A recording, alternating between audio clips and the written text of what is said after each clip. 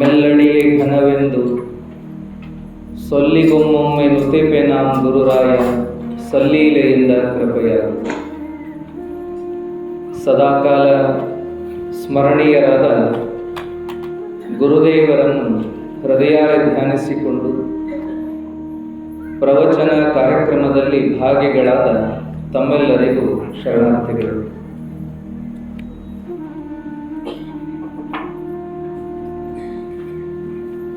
ಶರಣರು ಒಮ್ಮೆಲೆ ಶರಣರಾದವರಲ್ಲ, ಸೇವೆಯಿಂದ ಸಾಧನೆಯಿಂದ ಶರಣರಾದವರು ಅನ್ನೋದನ್ನು ಅವರ ಜೀವನದ ಘಟನೆಗಳಿಂದ ನಾವೆಲ್ಲ ತಿಳಿತಾ ಇದ್ದೀವಿ. ಜಗತ್ತಿನಲ್ಲಿ ಎಲ್ಲದಕ್ಕೂ ಒಂದು ಸಮಯ ಅಂತ ಬರಬೇಕು ಅನ್ನುವಂಥದ್ದು. ಸಮಯ ಬರದೆ ಯಾವ ಕೆಲಸಗಳು ಆಗೋದಿಲ್ಲ,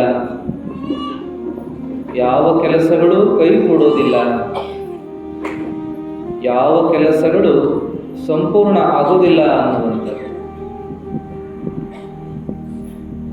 ಎಲ್ಲದಕ್ಕೂ ಅದರದೇ ಆದ ಸಮಯ ಇರ್ತದೆ. ಅದಕ್ಕೆ ಅವಕಾಶವನ್ನು ನಾವು ಕೊಟ್ಟಾಗ ಆಗ ಅದು ಪೂರ್ಣತೆಯನ್ನು ಪಡ್ಕೊಳ್ತದೆ ಎನ್ನುವಂಥದ್ದು. ನಾವೆಲ್ಲ ನೋಡ್ತಿರ್ತೀವಿ, ಕೆಲವು ವಿಷಯಕ್ಕೆ ಕೆಲವರು ಅವಸರ ಮಾಡುವಾಗ ಇನ್ನು ಕೆಲ ಹಿರಿಯರು ಹೇಳ್ತಿರ್ತಾರೆ, ಯಾಕೆ ಅವಸರ ಮಾಡ್ತಿ, ಆಗೋ ಕಾಲಕ್ಕೆ ತಾನ ಆಗ್ತದ, ನೀ ಎಷ್ಟು ಅವಸರ ಮಾಡಿದ್ರು ಅದು ಆಗುವಾಗ ಆಕತ್ತಪ್ಪ, ನೀ ಏನು ತಲೆ ಕೆಡಿಸ್ಕೊಳ್ಳು ಮಾರಾಯ, ಅದೇನು ನೀ ಅನ್ಕೊಂಡ ಟೈಮ್ಗೆ ಆಕತ್ತೆ ಅಂತೇನಿಲ್ಲ, ಅದಕ್ಕೊಂದು ಟೈಮ್ ಬರಬೇಕು ಅನ್ನುವಂತಹ ಮಾತುಗಳನ್ನು ಕೇಳ್ತಿರ್ತೀವಿ. ಆರಾಮಾಗಿ ಕೂತವರು ಟೈಮ್ ಬರೋವರೆಗೂ ಕಾಯಿರಿ, ಎಲ್ಲದಕ್ಕೂ ಟೈಮ್ ಬರಬೇಕು, ಟೈಮ್ ಬರದ ಯಾವುದೂ ಆಗೋದಿಲ್ಲ ಅಂತ ಹೇಳೋರು ಅವರು ಒಂದೊಂದು ವಿಚಾರದೊಳಗೆ ಭಾಳ ಅವಸರ ಮಾಡ್ತಿರ್ತಾರೆ. ಹಿಂಗೆ ಒಬ್ರಿಗೊಬ್ರು ತಿಳುವಳಿಕೆಯನ್ನು ಹೇಳ್ಕೊಂಡ ಹೋಗುವುದಿದು. ಅವ್ರು ಅವಸರ ಮಾಡಿದರೆ ಇವ್ರು ಸಮಾಧಾನ ಹೇಳೋದು, ತಡ್ಕೊಳ್ರಿ ಅಂತ ಹೇಳೋದು, ಇವ್ರು ಅವಸರ ಮಾಡಿದರೆ ಅವರು ತಡ್ಕೊಳ್ರಿ, ಸಮಾಧಾನ ತಗೋರಿ ಅಂತ ಹೇಳೋದು. ಇವು ಸಹಜ. ಮೊನ್ನೆ ಒಬ್ಬರು ಹೇಳ್ತಿದ್ರು, ಏನಪ್ಪಾ ಅಂದ್ರೆ ಚಹಾದ ಅಂಗಡಿ ಅವಂಗ ತೆಲ್ಲು ಬಂದ್ರೆ ಅವ ಗುಳಿಗೆ ಅಂಗಡಿಗೆ ಹೋಗಿ ಗುಳಿಗೆ ತಗೋತಾನಂತ. ಗುಳಿಗೆ ಅಂಗಡಿ ಅವನ ತೆಲ್ಲು ಬಂದ್ರೆ ಅವ ಚಾದ ಅಂಗಡಿಗೆ ಹೋಗಿ ಚಹಾ ಕುಡಿತಾನ. ಇವರು ಅವಸರ ಮಾಡುವಾಗ ಎದುರಿನವ ಸಮಾಧಾನ ಹೇಳೋದು, ಎದುರಿನವ ಅವಸರ ಮಾಡುವಾಗ ಇವನ ಅವನಿಗೆ ಸಮಾಧಾನ ಹೇಳೋದು. ಇದು ಹಿಂಗೆ ಮಾಡ್ಕೊಂಡೇ ಹೋಗೋದು ಜಗತ್ತಿನ ರೀತಿ ಅಂತ ಹೇಳಿ. ಆದರೆ ನಾವೆಲ್ಲರೂ ಇದನ್ನ ಅರ್ಥ ಮಾಡಿಕೊಂಡ್ರೆ, ಆಗಬೇಕಾದಂತಹ ಕೆಲಸಕ್ಕೆ ಒಂದಿಷ್ಟು ವೇಳೆ ಕೊಟ್ರೆ, ಆಗಬೇಕಾದ ಕೆಲಸದ ವಿಚಾರವನ್ನು ಚಿಂತನೆ ಮಾಡಿಕೊಂಡು ಆ ದಿಸೆ ಒಳಗೆ ಕೆಲಸ ಮಾಡಿಕೊಂಡು ಆಗಲಿ, ಯಾವಾಗ ಪೂರ್ಣ ಆಗ್ತದೆ ಆಗಲಿ ಎನ್ನುವ ವೇಳೆ ಕೊಟ್ಕೋತ ಹೋದ್ರೆ ತಾನೇ ಒಂದಿನ ಎಲ್ಲ ಕೈಗೂಡ್ತವ ಅನ್ನುವಂಥದ್ದು ಸತ್ಯ. ಭೂಮಿಗೆ ಬಿದ್ದ ಬೀಜ ವ್ಯರ್ಥ ಆಗೋದಿಲ್ಲ, ಎದೆಗೆ ಬಿದ್ದ ಅಕ್ಷರ ವ್ಯರ್ಥ ಆಗೋದಿಲ್ಲ. ಅವಕ್ಕೆಲ್ಲ ಅದರದೇ ಆದ ಸಮಯ ಬಂದಾಗ ಅವು ಕೆಲಸ ಮಾಡ್ತಾವ ಅಂತ ಹೇಳ್ತಾರಲ್ಲ, ಹಂಗೆ ಸಮಯಕ್ಕೆ ನಾವು ಸಮಯ ಕೊಡಬೇಕು. ನಾವೆದಕ್ಕೂ ಕೊಡಂಗಿಲ್ಲ. ಇತ್ತೀಚೆಗಂತೂ ಅದು ಇಲ್ಲವೇ ಇಲ್ಲ. ಸಮಾಧಾನ, ತಾಳ್ಮೆ, ತಡ್ಕೊಳ್ಳೋದು, ಕಾಯೋದು, ಇವೆಲ್ಲ ಈಗಿನವರಿಗೆ ಅದು ಸಾಧ್ಯ ಆಗುವಲ್ದು. ಬಹುಶಃ ಎಲ್ಲ ಯಂತ್ರೋಪಕರಣಗಳನ್ನು ಬಳಸ್ಕೋತ ಹೊಂಟಿರುವ ಪರಿಣಾಮ ಹಿಂಗಾಗತ್ತದೇನು. ಕಿಕ್ ಹೊಡೆದ್ರೆ ಗಾಡಿ ಚಾಲು, ಬಟನ್ ಬಡಿದ್ರೆ ಲೈಟ್ ಚಾಲು, ಬಟನ್ ಬಡಿದ್ರೆ ಎಲ್ಲ ಯಂತ್ರಗಳು ತಕ್ಷಣ ಕೆಲಸ ಮಾಡುವುದನ್ನು ನೋಡಿ ಬಹುಶಃ ಇವಂಗ ಅವಸರದ ಪ್ರವೃತ್ತಿ ಹೆಚ್ಚಾಗಿದೆ ಅಂತ ಅನಿಸ್ತದ. ಈಗಿಂದೀಗ ಆಗಬೇಕು, ಅನ್ಕೊಂಡಿದ್ದೆಲ್ಲ ಆಗಬೇಕು. ಎಂಥ ಸ್ವಭಾವ ಬರಾಕತ್ತದಂದ್ರೆ ಇವ ಮುಖ ತೊಳೆದ್ನಂದ್ರೆ ಕೈಯಾಗ ಟವಲ್ ಬರ್ಬೇಕು. ಇವ ಮಲಗಿದ ಅಂದ್ರೆ ಹಂಗೆ ಸುಮ್ಮನೆ ಚದಾರ ಮೈ ಮೇಲೆ ಏರ್ಬೇಕು. ಕಣ್ಣು ಮುಚ್ಚಿದ ಅಂದ್ರೆ ನಿದ್ದೆ ಬರಬೇಕು. ಇವ ಎಚ್ಚರ ಆಗ್ಬೇಕು ಅನ್ಕೊಂಡ್ರೆ ಎಚ್ಚರ ಆಗ್ಬೇಕು. ಏನೇನೋ ಅನ್ಕೊಳ್ತಾನೆ. ಎಲ್ಲ ಒಟ್ಟು ಆಟೋಮೆಟಿಕ್ ಆಗ್ಬೇಕು. ನನ್ನ ಮನಸ್ಸಿನಾಗ ಅದು ಮೂಡಿತಂದ್ರೆ ಅದು ಆಗ್ಬೇಕು ಅನ್ನುವ ಪ್ರವೃತ್ತಿ ಬೆಳೆಯಕತ್ತದ. ಆದ್ರೆ ಯಂತ್ರಗಳನ್ನ ಸ್ವಲ್ಪ ಸೂಕ್ಷ್ಮ ವಿಚಾರ ಮಾಡಿ ನೋಡಿದ್ರೆ ಅವು ಯಾವುವು ಅಷ್ಟು ಅವಸರ ಮಾಡೋದಿಲ್ಲ. ಅವಕ್ಕೂ ಎಲ್ಲ ಸ್ಟೆಪ್ ಬೈ ಸ್ಟೆಪ್ ವ್ಯವಸ್ಥೆ ಅದ. ಮಿಕ್ಸಿ ಒಳಗೆ ಹಾಕಿ ಏನಾದರೂ ವಸ್ತುಗಳನ್ನು ಹಾಕಿ ರುಬ್ಬಿಕೋಬೇಕು ಅಂತ ನೀವು ಹೋದಾಗ ಒಮ್ಮೆ ಸಣ್ಣ ಆಗೋದಿಲ್ಲ. ಅದಕ್ಕೆ 1, 2, 3 ಅಂತ ಸ್ಟೆಪ್ ಕೊಟ್ಟಾನ. ಅದಕ್ಕೆ ಅದರದೇ ಆದ ಸಮಯ ಕಾಲ ಕೊಡಬೇಕಾಗ್ತದೆ. ಅಂದಾಗ ಅದು ನಾವು ಅಂದ್ಕೊಂಡಷ್ಟು ಸಣ್ಣ ಆಗಲಿಕ್ಕೆ ಸಾಧ್ಯ ಆಗ್ತದೆ. ಇನ್ನು ಮನೆಯಾಗಂತೂ ನಿತ್ಯ ಬಳಸುವ ಮಿಕ್ಸಿ ವಿಷಯ ಆದ್ರೆ ಇನ್ನು ಉಳಿದದ್ದೆಲ್ಲ ಹಂಗನ. Gas on ಮಾಡಿದಗಳೇ ಹತ್ತದಿಲ್ಲ. ಅದಕ್ಕೊಂದು ಕಡ್ಡಿ ಕೊರಿಬೇಕು. ಲೈಟ್ರ್ ತಗೊಂಡು ಅದನ್ನು ನಾವು ಒತ್ತಬೇಕು. ಅದಕ್ಕೆ ಅದರದೇ ಆದ ವೇಳೆ ಅದನ್ನು ನೋಡ್ರಿ, ಅಂದಾಗ ಅದು ಹತ್ತದ. ಇನ್ನು ಮೊಬೈಲು ಸ್ವಿಚ್ ಆಫ್ ಆದದ್ದು ಆನ್ ಮಾಡಿದಗಳೇ, ಬಟನ್ ಒತ್ತಿದಗಳೇ ಆನ್ ಆಗಲ್ಲ. ಅದಕ್ಕೊಂದಿಷ್ಟು ಸಮಯ ತಗೋತದೆ. ಆ ನಂತರದೊಳಗೆ ಇಂಟರ್ನೆಟ್ ಬಳಸ್ತಿರ್ತೀವಲ್ಲ, ಇಂಟರ್ನೆಟ್ ಆನ್ ಮಾಡಿದಗಳೇ ಏನೋ ಬ್ಯುಸಿ ಇದ್ದಾಗ ಅದು ತಲೆ ಸುತ್ತಿದಂಗೆ ಮಾಡ್ತದೆ. ಅದು ಹೋಗ್ಬೇಕು ಅಂತ ಕೆಳಗೂ ಮೇಲೂ ಬಡಿದ್ರೆ ಹೋಗೋದಿಲ್ಲ. ಅದಕ್ಕೆ ಅದರದೇ ಆದ ಸಮಯ ಕೊಡಬೇಕು. ಅಂದಾಗ ಸರಿಯಾಗ್ತದೆ. ಹಾಗೆಯೇ ಎಲ್ಲ ಯಂತ್ರೋಪಕರಣಗಳನ್ನು ನೀವು ನೋಡ್ರಿ, ಅದಕ್ಕೆ ಅದರದೇ ಆದ ಸಮಯ ಬೇಕಾಗ್ತದೆ ಕೆಲಸ ಮಾಡೋದಕ್ಕೆ. ಅದಕ್ಕೆ ನಾವೆಲ್ಲ ಯಂತ್ರಗಳಿಗೂ ಸಮಯ ಬೇಕಾಗ್ಯದ, ಅದರದೇ ಆದ ಸಮಯವನ್ನದು ತಗೋತದ ಅಂದಾಗ ಯಾಕಪ್ಪ ನಾವು ಎಲ್ಲದಕ್ಕೂ ಅವಸರ ಮಾಡಬೇಕು? ಆಗಾಗೆಂದರೆ ಆಗದು ಅದು ತಾನಹ ಕಾಲಕ್ಕಲ್ಲದೆ ಅಂತ ಅಕ್ಕಮಹಾದೇವಿ ಹೇಳ್ತಾರೆ. ಆಗಂದುಗಳೇ ಆಗುದಿಲ್ಲ, ಮನಸ್ಸನ್ನೇ ಮೂಡಿದಗಳೇ ಆಗುದಿಲ್ಲ. ಅದಕ್ಕೆ ಸಮಯ ಕೊಡಬೇಕಾಗ್ತದ. ಆ ಸಮಯ ಬಂತು ಅಂದ್ರೆ ಅದ ತಾನಾಗಿ ಆಗ್ತದ ಅನ್ನುವಂಥದ್ದು. ಆದರೆ ನಾವೆಲ್ಲ ತಾಳ್ಮೆಯನ್ನು ತಗೋಬೇಕಾದದ್ದು ಬಹಳ ಅವಶ್ಯ. ತಾಳ್ಮೆ, ಸಹನೆ, ಇದಕ್ಕೆ ತಪಸ್ಸು ಅಂತ ಕರೆದಾರ. ತಾಳುವಿಕೆಗಿಂತ ತಪವಿಲ್ಲ ಅಂದಾರ ನೋಡ್ರಿ. ಯಾರು ಸಮಾಧಾನದಿಂದ ಬದುಕ್ತಾರಲ್ಲ ಅದೊಂದು ತಪಸ್ಸೆ. ಯಾರು ಎಲ್ಲದನ್ನ ಸಹಿಸ್ಕೊಂಡು ಹೋಗ್ತಾರಲ್ಲ ಅದೊಂದು ತಪಸ್ಸೆ.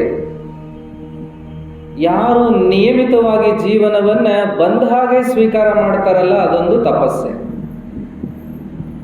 ತಪಸ್ಸು ಅಂದ್ರೆ ಮತ್ಯಾವುದು ಅಂತ ತಿಳಿಯೋದಲ್ಲ, ಕಾಯೋದೇ ತಪಸ್ಸು. ಏನ್ ಬೇಕಾದ್ರೂ ಕಾಯಬಹುದ್ರಿ, ಕಾಯೋದ್ ಮಾತ್ರ ಆಗಲ್ಲ. ಏನ್ ಬೇಕಾದ್ರೂ ಮಾಡ್ಬೋದ್ರಪ್ಪ, ಕಾಯೋದ್ ಮಾತ್ರ ಆಗಲ್ಲ ಅಂತಾರೆ ಬಹಳ ಜನ. ಆದ್ರೆ ಈಗ ಕಾಯ್ಬಹುದು, ಯಾಕಂದ್ರೆ ಕೈಯಾಗ ಮೊಬೈಲ್, ಅದನ್ನು ಎಷ್ಟು ಸರಿಸಿದ್ರೂ ಮುಗಿಯಲ್ಲದು. ಹಾಗಾಗಿ ಕಾಯ್ತಾ ಕೂಡಬಹುದು. ಮೊಬೈಲ್ ಒಂದಿಲ್ಲ ಅಂದ್ರೆ ಸಾಕು, ಕಾಯಕ್ಕಾಗದೇ ಇಲ್ಲ. ಯಾರಿಗೂ ಯಾರನ್ನೂ ಕಾಯಕ್ಕಾಗಲ್ಲ. ಸ್ವಲ್ಪ ಹೊತ್ತು ಕಾಯಕ್ಕಾಗಲ್ಲ, ಕ್ಷಣ ಹೊತ್ತು ಕಾಯಕ್ಕಾಗಲ್ಲ ಅಂದ್ರೆ ನಮಗೇನು ಸಾಧನೆ ಮಾಡೋಕ್ಕಾಗ್ತದ ಜೀವನದಾಗ? ಅದಕ್ಕೆ ನಾವೆಲ್ಲ ಸಾಧುಗಳು, ಶರಣರು, ಸತ್ಪುರುಷರಾಗುವುದು ಬೇಡ, ಆದರೆ ಸಮಾಧಾನಕರ ಜೀವನ ಮಾಡೋ ಮನುಷ್ಯರಾದರೂ ಆಗಬೇಕಲ್ಲ. ಅದಕ್ಕೆ ನಾವೆಲ್ಲ ಸಹನೆಯನ್ನು ಬೆಳೆಸ್ಕೋಬೇಕು, ಸಮಾಧಾನದ ಗುಣವನ್ನು ಬೆಳೆಸ್ಕೋಬೇಕು. ಅಂದಾಗ ಮಾತ್ರ ನಮ್ಮ ಜೀವನವೂ ಕೂಡ ಪೂರ್ಣತೆಗೆ ಬರ್ತದೆ ಎನ್ನುವಂಥದ್ದು. ಅದಕ್ಕೆ ಮಹಾತ್ಮರು ಏನು ಮಾಡಿದರು ಅಂದರೆ ದೇವರನ್ನು ಕಾದರು, ಮೊದಲ ಇಂದ್ರಿಯಗಳನ್ನು ಕಾದರು, ಆಮೇಲೆ ಮನಸ್ಸನ್ನು ಕಾದರು, ಆಮೇಲೆ ಆತ್ಮವನ್ನು ಕಾದರು, ಆಮೇಲೆ ಪರಮಾತ್ಮನನ್ನು ಕಾದರು. ಕಾದು ಕಾದು ಕೂತದ್ದಕ್ಕೆ ಅವರಿಗೆಲ್ಲ ದೇವರ ದರ್ಶನ ಆಗ್ತದೆ. ಅಕ್ಕಮಾದೇವಿ ಹೇಳಿದರಲ್ಲ, ಯಾವಾಗ ಬಂದಿ ಅಂಥೇಳಿ ದಾರಿ ನೋಡಿ ನೋಡಿ ಬಾಯಾರೇದಪ್ಪ ನನಗ ಅಂತಾರದು. ಯಾವಾಗ ಬಂದಿ ನೀನು, ಯಾವಾಗ ಬರ್ತಿ ನೀನು ಅಂತ ಕಾದು ಕಾದು ಬಾಯಾರಿದ್ದೇನೆ ಅಂತೇಳಿ. ಬಾಲಪ್ರಾಯದೊಳಗೆ ಕಾದೆ, ಯೌವನದೊಳಗೆ ಕಾದೆ, ಈಗ ಕೊನೆಯ ಕ್ಷಣದವರೆಗೆ ಕಾಯ್ತಾ ಇದ್ದೇನೆ, ಆವಾಗ ಬಂದು ನನ್ನ ಬಳಿದಪ್ತೀಯ ಅಂತ ನೋಡ್ತಾ ಇದ್ದೀನಿ ಅಂತಾರೆ. ಬಸವಣ್ಣವರು ಕೂಡ ದೇವರನ್ನ ಕಾದದ್ದನ್ನು ಹೇಳ್ತಾರೆ. ಅಪ್ಪ, ನಿನ್ನನ್ನು ನಾನು ಹೊತ್ತೊತ್ತಿಗೆ ಕಾಯ್ತೇನೆ, ಯಾವಾಗ ಬಂದು ನನ್ನನ್ನು ಎತ್ಕೋತೀಯ ಅಂತ ನೋಡ್ತೀನಿ ಅಂತಾರೆ ಬಸವಣ್ಣವರು ಕೂಡ. ಅಂದ್ರೆ ತಪಸ್ಸಂದ್ರೆ ಕಾಯುವುದೇ, ಭಕ್ತಿ ಅಂದ್ರೆ ಕಾಯುವುದೇ, ಸಾಧನೆ ಅಂದ್ರೆ ಕಾಯುವುದೇ. ಕಾಯುವುದು ಅಂದ್ರೆ ಆ ಕೆಲಸ ಆಗೋವರೆಗೂ ತಾಳ್ಮೆ ತಗೊಳ್ಳೋದು. ಕೆಲಸ ಮಾಡದ ಕುಂಡ್ರುದಲ್ಲ, ಕೆಲಸ ಮಾಡ್ಕೋತಾನೆ ಇರುವುದು. ಆದರೆ ಆ ಕೆಲಸದ ಮೇಲೆ ಒತ್ತಡ ಹಾಕುವಂಗಿಲ್ಲ, ಒಲುಮೆಯಿಂದ ಕೆಲಸ ಮಾಡೋದು, ಪ್ರೀತಿಯಿಂದ ಕೆಲಸ ಮಾಡೋದು. ಸೇವೆ ಅನ್ನೋ ಶಬ್ದ ಬಳಸ್ಯಾರಲ್ಲ, ಆ ಅರ್ಥದೊಳಗೆ ಕೆಲಸ ಮಾಡೋದು. ಕೆಲಸ ಬೇರೆ, ಸೇವೆ ಬೇರೆ. ಕೆಲಸ ಅಂತ ಮಾಡುವಾಗ ಕೂಲಿ ಅಪೇಕ್ಷೆ ಇರ್ತದ, ಸೇವೆ ಅಂತ ಮಾಡುವಾಗ ಅಲ್ಲಿ ಆನಂದದ ಕ್ಷಣಗಳು ಬಂದರೆ ಸಾಕು, ಆಶೀರ್ವಾದ ದೊರೆತರೆ ಸಾಕು, ಆನಂದದಿಂದ ಜೀವನ ಆದರೆ ಸಾಕು ಅನ್ನೋದಿರ್ತದೆ. ಸೇವೆಯಲ್ಲಿ ಆತ್ಮತೃಪ್ತಿ ಇರ್ತದ, ಕೆಲಸದಲ್ಲಿ ಪಗಾರದ ನಿರೀಕ್ಷೆ, ಕೂಲಿಯ ನಿರೀಕ್ಷೆಗಳು ಇರ್ತಾವ ಅನ್ನೋದು. ಅದಕ್ಕೆ ಕಾಯಕ ಬೇರೆ, ಕೆಲಸ ಬೇರೆ, ಸೇವೆ ಬೇರೆ. ಸೇವೆ ಮಾಡುವಾಗ ಅಲ್ಲಿ ಆನಂದ, ಆಶೀರ್ವಾದದ ಅಪೇಕ್ಷೆನಾದರೂ ಇರಬಹುದು. ಕಾಯಕದಲ್ಲಿ ಅದೂ ಇರಬಾರದು ಅಂತ ಹೇಳಿದ ಶರಣರ ವಿಚಾರಗಳನ್ನು ನೋಡ್ತೀವಿ. ಕಾಯಕ ಅಂದ್ರೆ ನಾ ಅದನ್ನು ಮಾಡಕ ಬಂದೀನಪ್ಪ, ಅದನ್ನು ಮಾಡ್ಬೇಕಷ್ಟ, ಅದರಿಂದ ನನಗೇನು ಸಿಗ್ತದ ಅನ್ನೋದು ಮುಖ್ಯ ಅಲ್ಲ, ನಾ ಅದನ್ನು ಮಾಡ್ಬೇಕನ್ನೋದೇ ಬಹಳ ಮುಖ್ಯ ಅಂತ ತಿಳಿದು ಸಮರ್ಪಿತರಾಗಿ ಮಾಡುವಂಥದ್ದು ಕಾಯಕ ಅಂತ ಹೇಳಿದ್ರು. ಅದಕ್ಕಾಗಿ ನಾವೆಲ್ಲರೂ ಶರಣರ ಜೀವನದಲ್ಲಿ ಏನು ನೋಡಿದ್ವಿ ಅಂದ್ರೆ ಕಾಯಕ ಮಾಡೋದನ್ನು ನೋಡಿದ್ವಿ, ಸೇವೆ ಮಾಡೋದನ್ನು ನೋಡಿದ್ವಿ. ಇಲ್ಲಿ ಶರಣರು ಏನು ಮಾಡಿದರು ಅಂದ್ರೆ, ಚನ್ನವೀರ ಶರಣರು ಗುರುವಿನ ಸೇವಾ ಮಾಡಿದರಂತ ನಿನ್ನೆ ನೋಡಾತಿದ್ವಿ. ಎಂಥ ಸೇವಾ ಅಂದ್ರೆ ಗುರುವಿನ ಮುಂದೆ ಕುಂಡ್ರಬಾರದು, ಗುರುವಿನ ಮುಂದೆ ನಿಂತ ಇರಬೇಕು. ಗುರುವಿನ ಬಾಯಾಗಿನ್ನೂ ಶಬ್ದ ಹೊರಬಿದ್ದಿಲ್ಲ ಅಂದಾಗಲೇ ತಕ್ಷಣದಲ್ಲಿ ಆ ಕೆಲಸ ಕಣಿಯಾಗಬೇಕು. ಗುರುಗಳನ್ನು ಎಡಬಿಡದೆ ಕಾಯಬೇಕು, ಗುರುಗಳಿಗೆ ಅನುತನು ನೋಡಬೇಕು. ಆಪ್ತಾಂಗ ಸ್ಥಾನ ಸದ್ಭಾವ ಅಂತಾರಲ್ಲ, ಹಾಗೆಲ್ಲ ಸೇವಾ ಮಾಡಬೇಕು. ಸಮಯೋಚಿತವಾಗಿ ಎಲ್ಲವನ್ನು ಅರ್ಥ ಮಾಡ್ಕೋಬೇಕು. ಗುರುಗಳಿಗೆ ಎದುರಾಡಬಾರದು, ಅವರ ಮಾತನ್ನು ತೆಗೆದುಹಾಕಬಾರದು, ಅವರನ್ನು ಆಡಿಕೊಳ್ಳಬಾರದು. ಅವರನ್ನು ನಾವು ಕನಸು ಮನಸ್ಸಿನಲ್ಲೂ ಕೂಡ ನಾವು ಬದಿಗಿಟ್ಟು ನೋಡಬಾರದು ಅನ್ನುವಂಥ ವಿಚಾರಕ್ಕೆ ಬದ್ಧರಾದವರು ಯಾರಂದ್ರೆ ಚನ್ನವೀರ ಶರಣ. ಅವಾಗೆಲ್ಲ ಹಂಗಿತ್ರಿ. ಅದು ಎಂಥ ಸೇವಾ ಮಾಡೋರು ಅಂದ್ರೆ ನಾವುಗಳು ನೋಡ್ದಂಗನೆ ಸೇವಾ ಮನೋಭಾವ ಬಹಳ ಇತ್ತು. ಈಗ ನಾಲ್ಕಣಿದಟ್ಟು ಉಳ್ಕೊಂಡದ ಇಲ್ಲ. ಆದ್ರೆ ಅವಾಗಂತೂ ಸೇವಾ ಮನೋಭಾವ ಬಹಳ, ಈಗೆಲ್ಲ ಶಾಣೆತನ ಬಹಳ. ಎಷ್ಟು ಸೇವಾ ಮನೋಭಾವ ಅಂದ್ರೆ ತನ್ನದನ್ನು ಅಲಕ್ಷ್ಯ ಮಾಡಿ ಸೇವೆಯನ್ನು ಮಾಡುವಂಥದ್ದನ್ನು ನೋಡ್ತೀವಿ. ಸೇವಾ ಮಾಡುವ ವೇಳೆದೊಳಗೆ ಎಂಥೆಂಥ ತ್ರಾಸುಗಳಾದರೂ ಸಹಿಸ್ಕೊಂಡಂಥ ಉದಾಹರಣೆ ಕೇಳ್ತೀವಿ. ಯಾಕಂದ್ರೆ ಸೇವಾಕ ಭಂಗ ಆಗಬಾರ್ದು ಅಂತೇಳಿ. ಆದ್ರೆ ಸೇವಾ ಎಲ್ಲರಿಗೂ ಮಾಡೋಕ್ಕಾಗೋದಿಲ್ಲ. ತಂದನ್ನು ಮರೆತು ಮಾಡಬೇಕಲ್ಲ, ತಾಯಿ ಹಂಗ ಮಾಡಬೇಕಲ್ಲ, ಅದಕ್ಕೆ ಸೇವಾ ಅಂತಾರೆ. ತಾಯಿ ನೋಡ್ರಿ, ತಾ ಹಸಿದ್ರು ಉಣಿಸಿ ಉಣ್ತಾಳ. ತನಗೆ ತ್ರಾಸಾದರೂ ಸುಸ್ತಾದರೂ ಇನ್ನೊಬ್ಬರ ಆರೋಗ್ಯದ ಕಾಳಜಿ ಮಾಡಿ, ಮನೆಯವರ ಆರೋಗ್ಯದ ಕಾಳಜಿ ಮಾಡಿ ತಾನು ಆರಾಮ್ ತಗೊಳ್ತಾಳ. ಮೊದಲು ಮನೆಯವರು, ಮಕ್ಕಳು, ಆಮೇಲೆ ತಾನು ಅಂತ ಮೂರನೇದಾಗಿ ವಿಚಾರ ಮಾಡಿಕೊಳ್ತಾಳ ತನ್ನ ಬಗ್ಗೆ. ಇದಕ್ಕೆ ಸೇವಾ ಅನ್ನೋದು. ಹಂಗಾರೆ ತಾಯಿ ಮಾಡೋದೆಲ್ಲ ಸೇವಾ ಅಂದ್ರೆ ಅಲ್ಲ. ತಾಯಿ ಹಂಗ ಮಾಡೋದು ಸೇವಾ, ತಾಯಿ ಮಾಡೋದೆಲ್ಲ ಸೇವಾ ಅಲ್ಲ. ಯಾಕ ಅಂದ್ರೆ ತಾಯಿ ಹಡದ ಮಗ ಅಂತ ಮಾಡ್ತಾಳೆ, ತಾನು ತನ್ನ ಪತಿ ಅಂತ ಮಾಡ್ತಾಳೆ, ತಾನು ತನ್ನ ಮನೆ ಅಂತ ಮಾಡ್ತಾಳೆ ಅನ್ನೋ ಕಾರಣಕ್ಕೆ ಅದು ಸೇವಾ ಅಂತ ಅನಿಸ್ಕೊಳಂಗಿಲ್ಲ. ಮಕ್ಕಳಿಗೆ ಮಾಡಿದ್ದು ಪ್ರೇಮ ವಾತ್ಸಲ್ಯ ಅನಿಸ್ಕೊಳ್ತದ, ಗಂಡನಿಗೆ ಮಾಡಿದ್ದು ಕರ್ತವ್ಯ ಅನಿಸ್ಕೊಳ್ತದ, ಮನೆಗೆ ಮಾಡಿದ್ದು ಅದು ಕರ್ತವ್ಯನೇ ಅನಿಸ್ಕೊಂಡು ಬಿಡ್ತದ. ಹಂಗಾಗಿ ಸೇವಾ ಅನಿಸ್ಕೊಳ್ಳಂಗಿಲ್ಲ. ಸೇವಾ ಯಾವ್ದು ಅನಿಸ್ಕೊಳ್ತದ ಅಂದ್ರೆ ಯಾವುದೇ ರೀತಿಯ ರಕ್ತ ಸಂಬಂಧ ಇಲ್ಲ, ಯಾವುದೇ ರೀತಿ ಫಲಾಪೇಕ್ಷೆ ಇಲ್ಲ, ಯಾವುದೇ ರೀತಿಯ ಉದ್ದೇಶ ಪೂರ್ವೋದ್ದೇಶಗಳಿಲ್ಲ. ಅವು ಯಾವುದೂ ಇಲ್ಲದೇನೆ ಆನಂದಕ್ಕಾಗಿ ಮಾಡೋದು, ನಂದಂತಲೇ ಮಾಡೋದು, ಆನಂದಕ್ಕಾಗಿ ಮಾಡೋದು. ಅದಕ್ಕೆ ಸೇವಾ ಅಂತ ಕರ್ಕೋತ ಬಂದಾರ.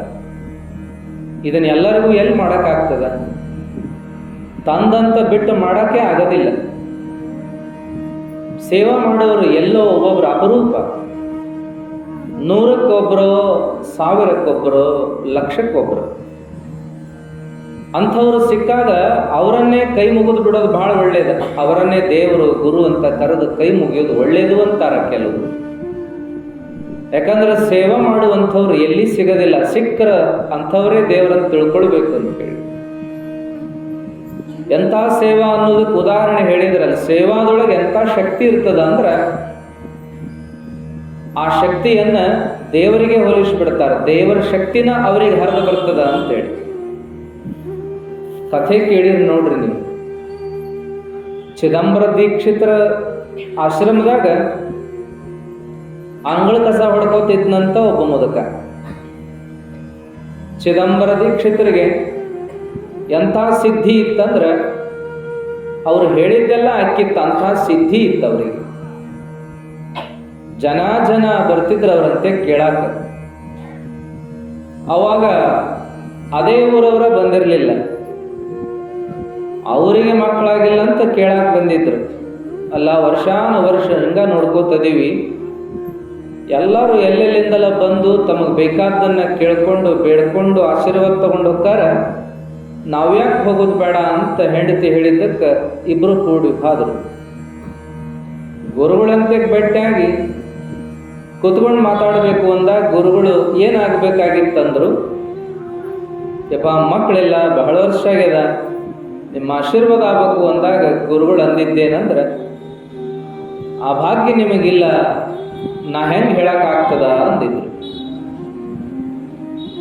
ಇವರು ಮುಖ ಸಪ್ ಮಾಡಿಕೊಂಡು ಹೊರಗೆದ್ದು ನಮಸ್ಕಾರ ಮಾಡಿ ಹೋಗುವಾಗ ಕಸ ಹೊಡಿ ಮುದುಕ ಕೇಳಿದ್ನಂತೆ, ಯಾಕ ಒಳಗೆ ಹೋಗಿದ್ರಿ ನಕ್ಕೋತ, ಹೊರಗೆ ಬಂದಿರಿ ಸಪ್ ಮುಖ ಹಾಕ್ಕೊಂಡು, ಏನಾಯ್ತು ಅಂತ ಕೇಳಿದಾಗ, ನಾವೇನು ಅನ್ಕೊಂಡು ಬಂದಿದ್ವಿ, ಗುರುಗಳು ಅದಾಗೋದಿಲ್ಲ ಅಂದ್ಬಿಟ್ರು, ನಮಗೆ ಬಹಳ ಮನಸ್ಸಿಗೆ ನೋವಾತು, ಗುರುಗಳು ಆಶೀರ್ವಾದ ಮಾಡ್ತಾರಂತ ಬಂದಿದ್ವಿ, ಹಂಗಾಗಲಿಲ್ಲ ಅಂತ ಅಂದಾಗ ಅವ ಅಂದ, ಏನು ಕೇಳಿದ್ರಿ? ಅವ್ರು ಏನು ಹೇಳಿದರು?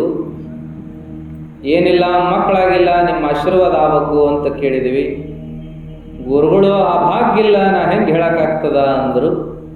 ಹಾಗಾಗಿ ಭಾಳ ಬೇಸರ ಅನಿಸ್ತು. ಅಂದಾಗ ಕೊನೆಗೆ ಆ ಕಸ ಹೊಡೆಯೋ ಹೇಳಿದ, ಇಲ್ಲ, ಗುರುಗಳ ಹಂತಕ್ಕೆ ಬಂದವರು ನಕೋತ ಹೋಗ್ಯಾರ, ಯಾರೂ ಸಪ್ ಮುಖ ಹಾಕ್ಕೊಂಡು ಹೋಗಿಲ್ಲ.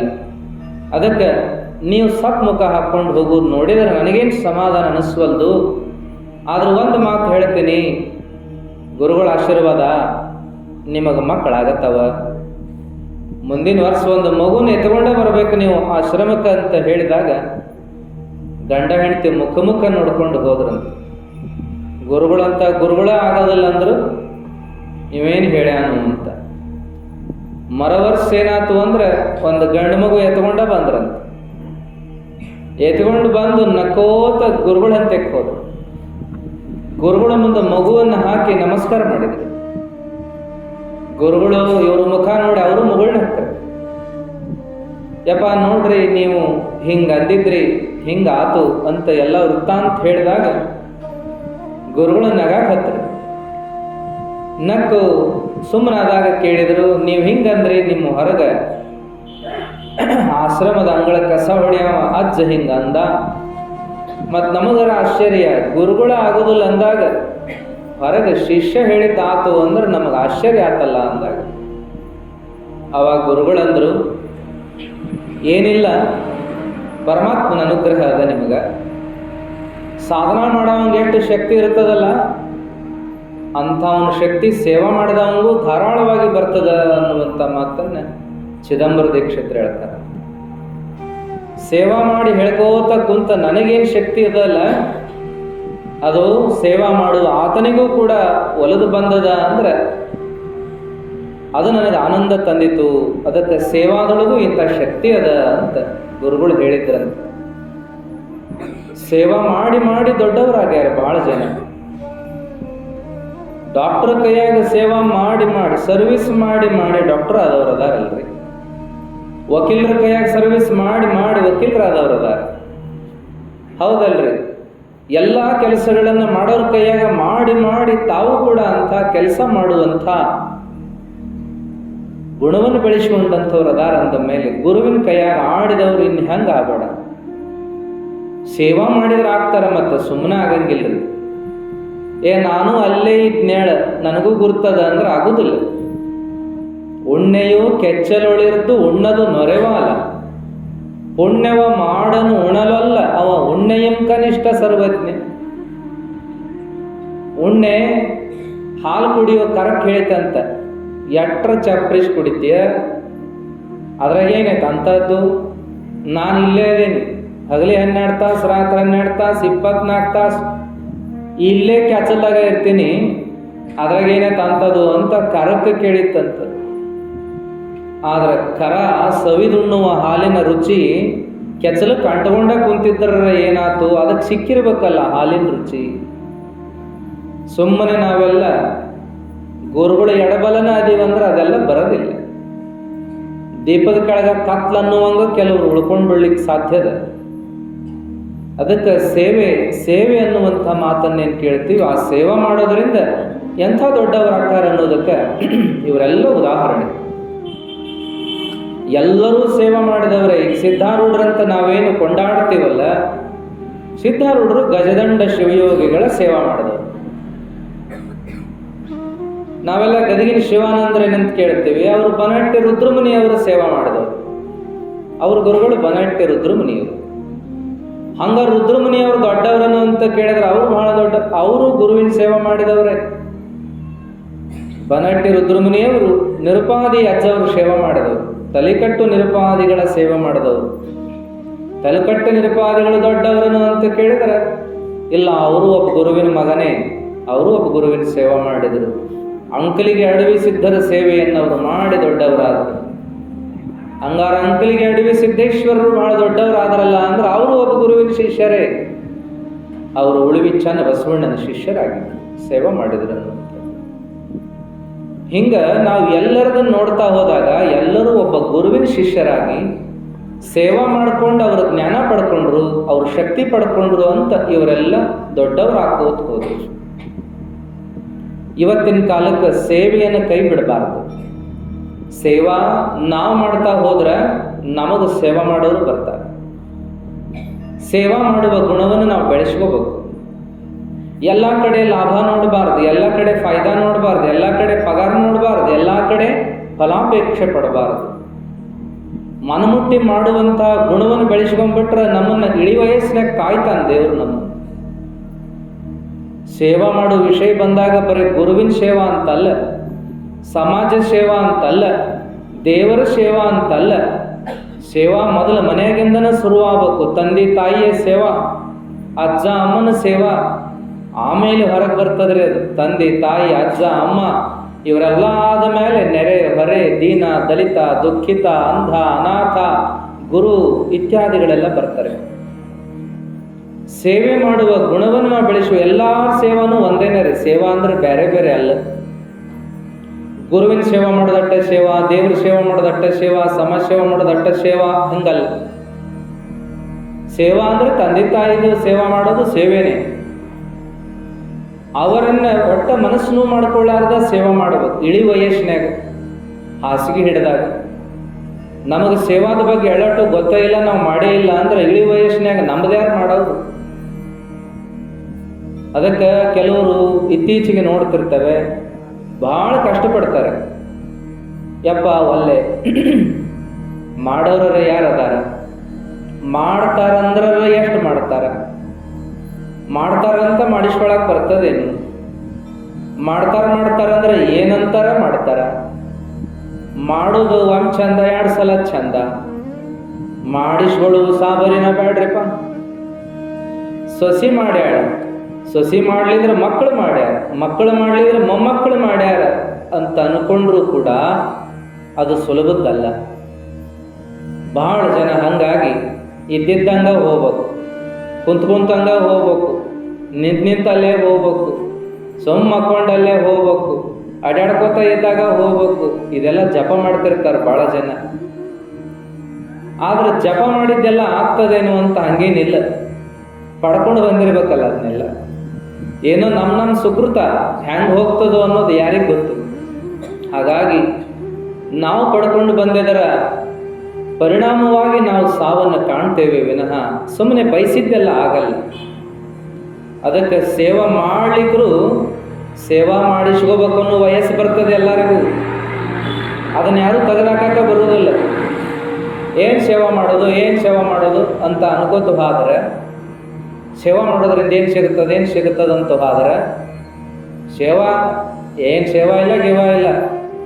ಇಟ್ಟು ಕಂಡೀಷನ್ ಮಾಡಿದ್ರೆ ಬರ್ತೀವೋ ಇಲ್ಲಿ ಕರಿಲ್ಲ, ಇಟ್ಟು ಕ್ವಾಟ್ರ್ ಮಾಡ್ತೀವೋ ಇಲ್ಲಿ ಕರಿಲ್ಲ ಅನ್ನುವಂಥ ಭಾವನದೊಳಗೆ ಹೋಗ್ಬಿಟ್ವಿ ಅಂದ್ರೆ ಮುಪ್ಪಾವಸ್ಥೆ ಒಳಗೂ ಸಹಿತ ಮಕ್ಕಳು ಇದನ್ನ ಬೇಡ್ತಾರೆ ನಮ್ಮಿಂದ.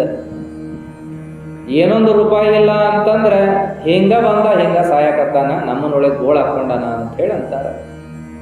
ಏನಾರು ಒಂದಿಟ್ಟು ಮಾಡಿ ಇಟ್ಕೊಂಡಿದ್ರಂದ್ರೆ ಏನಾರು ಒಂದಿಟ್ಟು ಐತಂತಾರ ಮಾಡಬಹುದೇನೋ. ಅದು ಮಾಡೋದೊಟ್ಟು ಸುಲಭ ಅಲ್ರಿ. ಮತ್ತೆ ಭಾಳ ಜನ ಗಳಿಸಿ ಇಳಿ ವಯಸ್ಸಿನಾಗ ಅದನ್ನು ನೋಡ್ಯಾರ, ಸೇವಾ ಮಾಡ್ಯಾರು ಅಂಥೇಳಿ ಬೆಳ್ಳಿ ಬಂಗಾರ ರೊಕ್ಕ ರೂಪಾಯಿನ ಕೂಡಿಡ್ತಾರ. ಆದ್ರೆ ಬೆಳ್ಳಿ ಬಂಗಾರ ರೊಕ್ಕ ರೂಪಾಯಿ ನೋಡಿ ಸೇವಾ ಮಾಡೋಕ್ಕಾಗೋದಿಲ್ಲ. 1 ದಿವಸ ಮಾಡ್ಬೋದು, 2 ದಿವಸ ಮಾಡ್ಬೋದು, 3ನೇ ದಿವಸ ಆಗೋದಿಲ್ಲ. ಯಾಕಂದ್ರೆ ಸೇವಾ ಮಾಡೋದಟ್ಟು ಸಾಮಾನ್ಯ ಐತೇನದು. ಏನು ಕೊಟ್ಟರು ಒಲ್ಲೆಯೋ ಮಾರಾಯ ಅಂತ. ಸೇವಾ ಅಂದ್ರೆ ಸಣ್ಣದು ಹಿಡ್ಕೊಂಡು ದೊಡ್ಡದ್ರ ಮಟ್ಟ ಅದ. ಸೇವಾ ಅಂದ್ರೆ ಸುಮ್ಮನೆ ಕೈಯಾಗೇನೋ ಬೇಡಿದ್ದನ್ನು ಓದಿ ಕೊಡೋದು ಅಲ್ಲದು. ಮಲಗಿದ್ರೆ ಎಬ್ಬಿಸಿ ಕುಂಡ್ರಿಸ್ಬೇಕಾಗ್ತದ, ಕೈಯ ಮೈಯ ಮುಟ್ಟಿ ಮಾತಾಡಿಸ್ಬೇಕಾಗ್ತದ, ಕೈ ಕಾಲನ್ನು ಒತ್ತಬೇಕಾಗ್ತದ, ಹೊತ್ತಿಗೆ ಔಷಧ ಕೊಡಬೇಕಾಗ್ತದ, ಆಹಾರನೂ ಕೈಲಿ ಉಣಿಸೋದು ಬರಬಹುದು. ಮುಂದೇನಪ್ಪ ಅಂದ್ರೆ ಇಲ್ಲಿ ತಕಾನು ಮಾಡ್ಯಾರು, ಮುಂದಿಂದ ಅದಲ್ಲ, ಮಲಗಿದಲ್ಲಿಯೇ ಮಲಮೂತ್ರ ತೆಗೆಯುವುದೇನಿತ್ತಲ್ಲ, ಇದು ಬಹಳ ಕಷ್ಟ. ಎಷ್ಟು ಕೋಟಿ ಇದ್ರೆ ಏನು, ಅದರ ಪ್ರೇಮದಿಂದ ಮಾಡೋದಿಲ್ಲ. ಸತ್ತ ಮೇಲೆ ಅದು ಬರುತ್ತೆ ತಳೆದು ಯಾವಾಗ ಸಾಯ್ತೈತೇನು ಅಂತಾರೆ. ಆದರೆ ಏನೋ ನೋಡಿ ಸೇವಾ ಮಾಡ್ತಾರೆ ಅನ್ನೋದು ಬಹಳ ಸುತ್ತ ಸುಳ್ಳದು. ಹಾಗೆಲ್ಲ ಮಾಡೋಕ್ಕಾಗಲ್ಲ. ಬಹಳ ಇದ್ದವರು ತಂದೆ ತಾಯಿಗಳನ್ನು ನೋಡ್ಕೊಳಕ್ಕೆ ಆಳಿಟ್ಟು ತಂದೆ ತಾಯಿ ಕಣ್ಣೀರು ಹಾಕ್ತಾರೆ.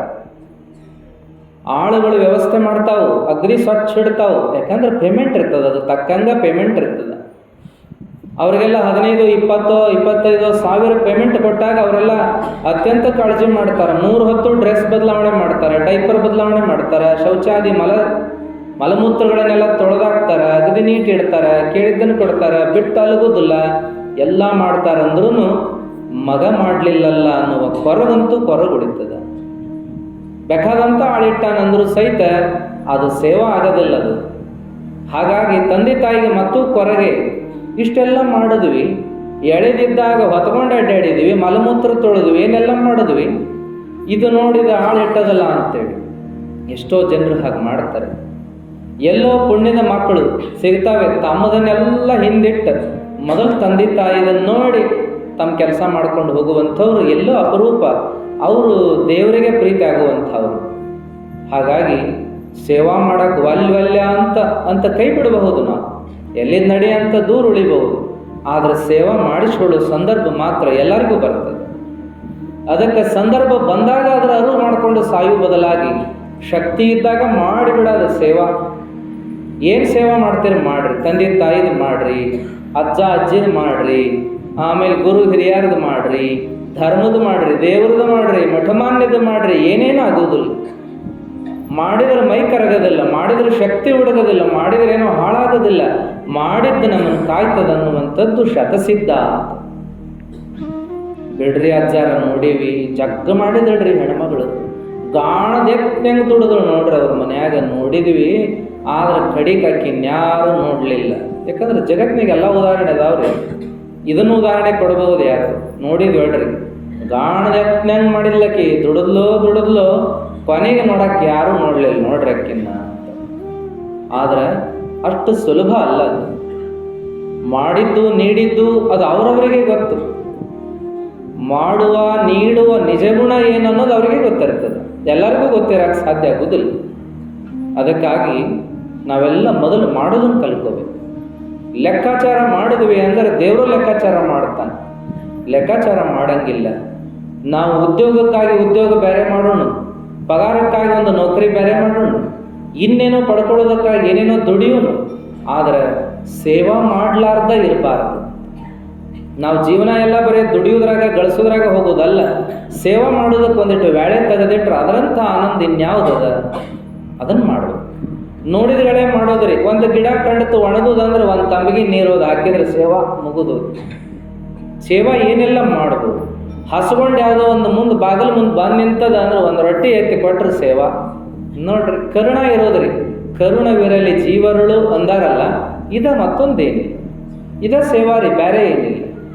ಗಿಡಕ್ಕೆ ಬೇಕಾದ ನೀರು ಹಣಿಸೋದು, ದನಕ್ಕೆ ಬೇಕಾದ ಒಂದೆರಡು ಮೇವ ಕೊಡೋದು, ಹಸದವ್ರಿಗೆ ಬೇಕಾದ ಒಂದು ಅನ್ನ ಕೊಡೋದು, ಅವಶ್ಯಕತೆ ಯಾರಿಗೇನಿತ್ತಲ್ಲ ಅದನ್ನ ಒಂಚೂರು ಕೈ ಎತ್ತಿ ಕೊಡೋದು ದೊಡ್ಡ ಸೇವಾ ರೀ. ಇತ್ತೀಚೆಗೆ ಇವೆಲ್ಲ ಆಡಂಬರವಾಗಿ ನಡೆದಾವ ಕೆಲವು ಕಡೆ ಎಲ್ಲ ಹೊಂಟಾವ. ಏನು ಸೇವಾ ಬಿಡ್ರಿ, ಏನು ಮಾಡೋದು ಅವೆಲ್ಲ ಮಾಡಿಬೇಡ್ರಿ ಅಂತ ಹೇಳ್ತಿರ್ತಾರೆ ಕೆಲವರೆಲ್ಲ.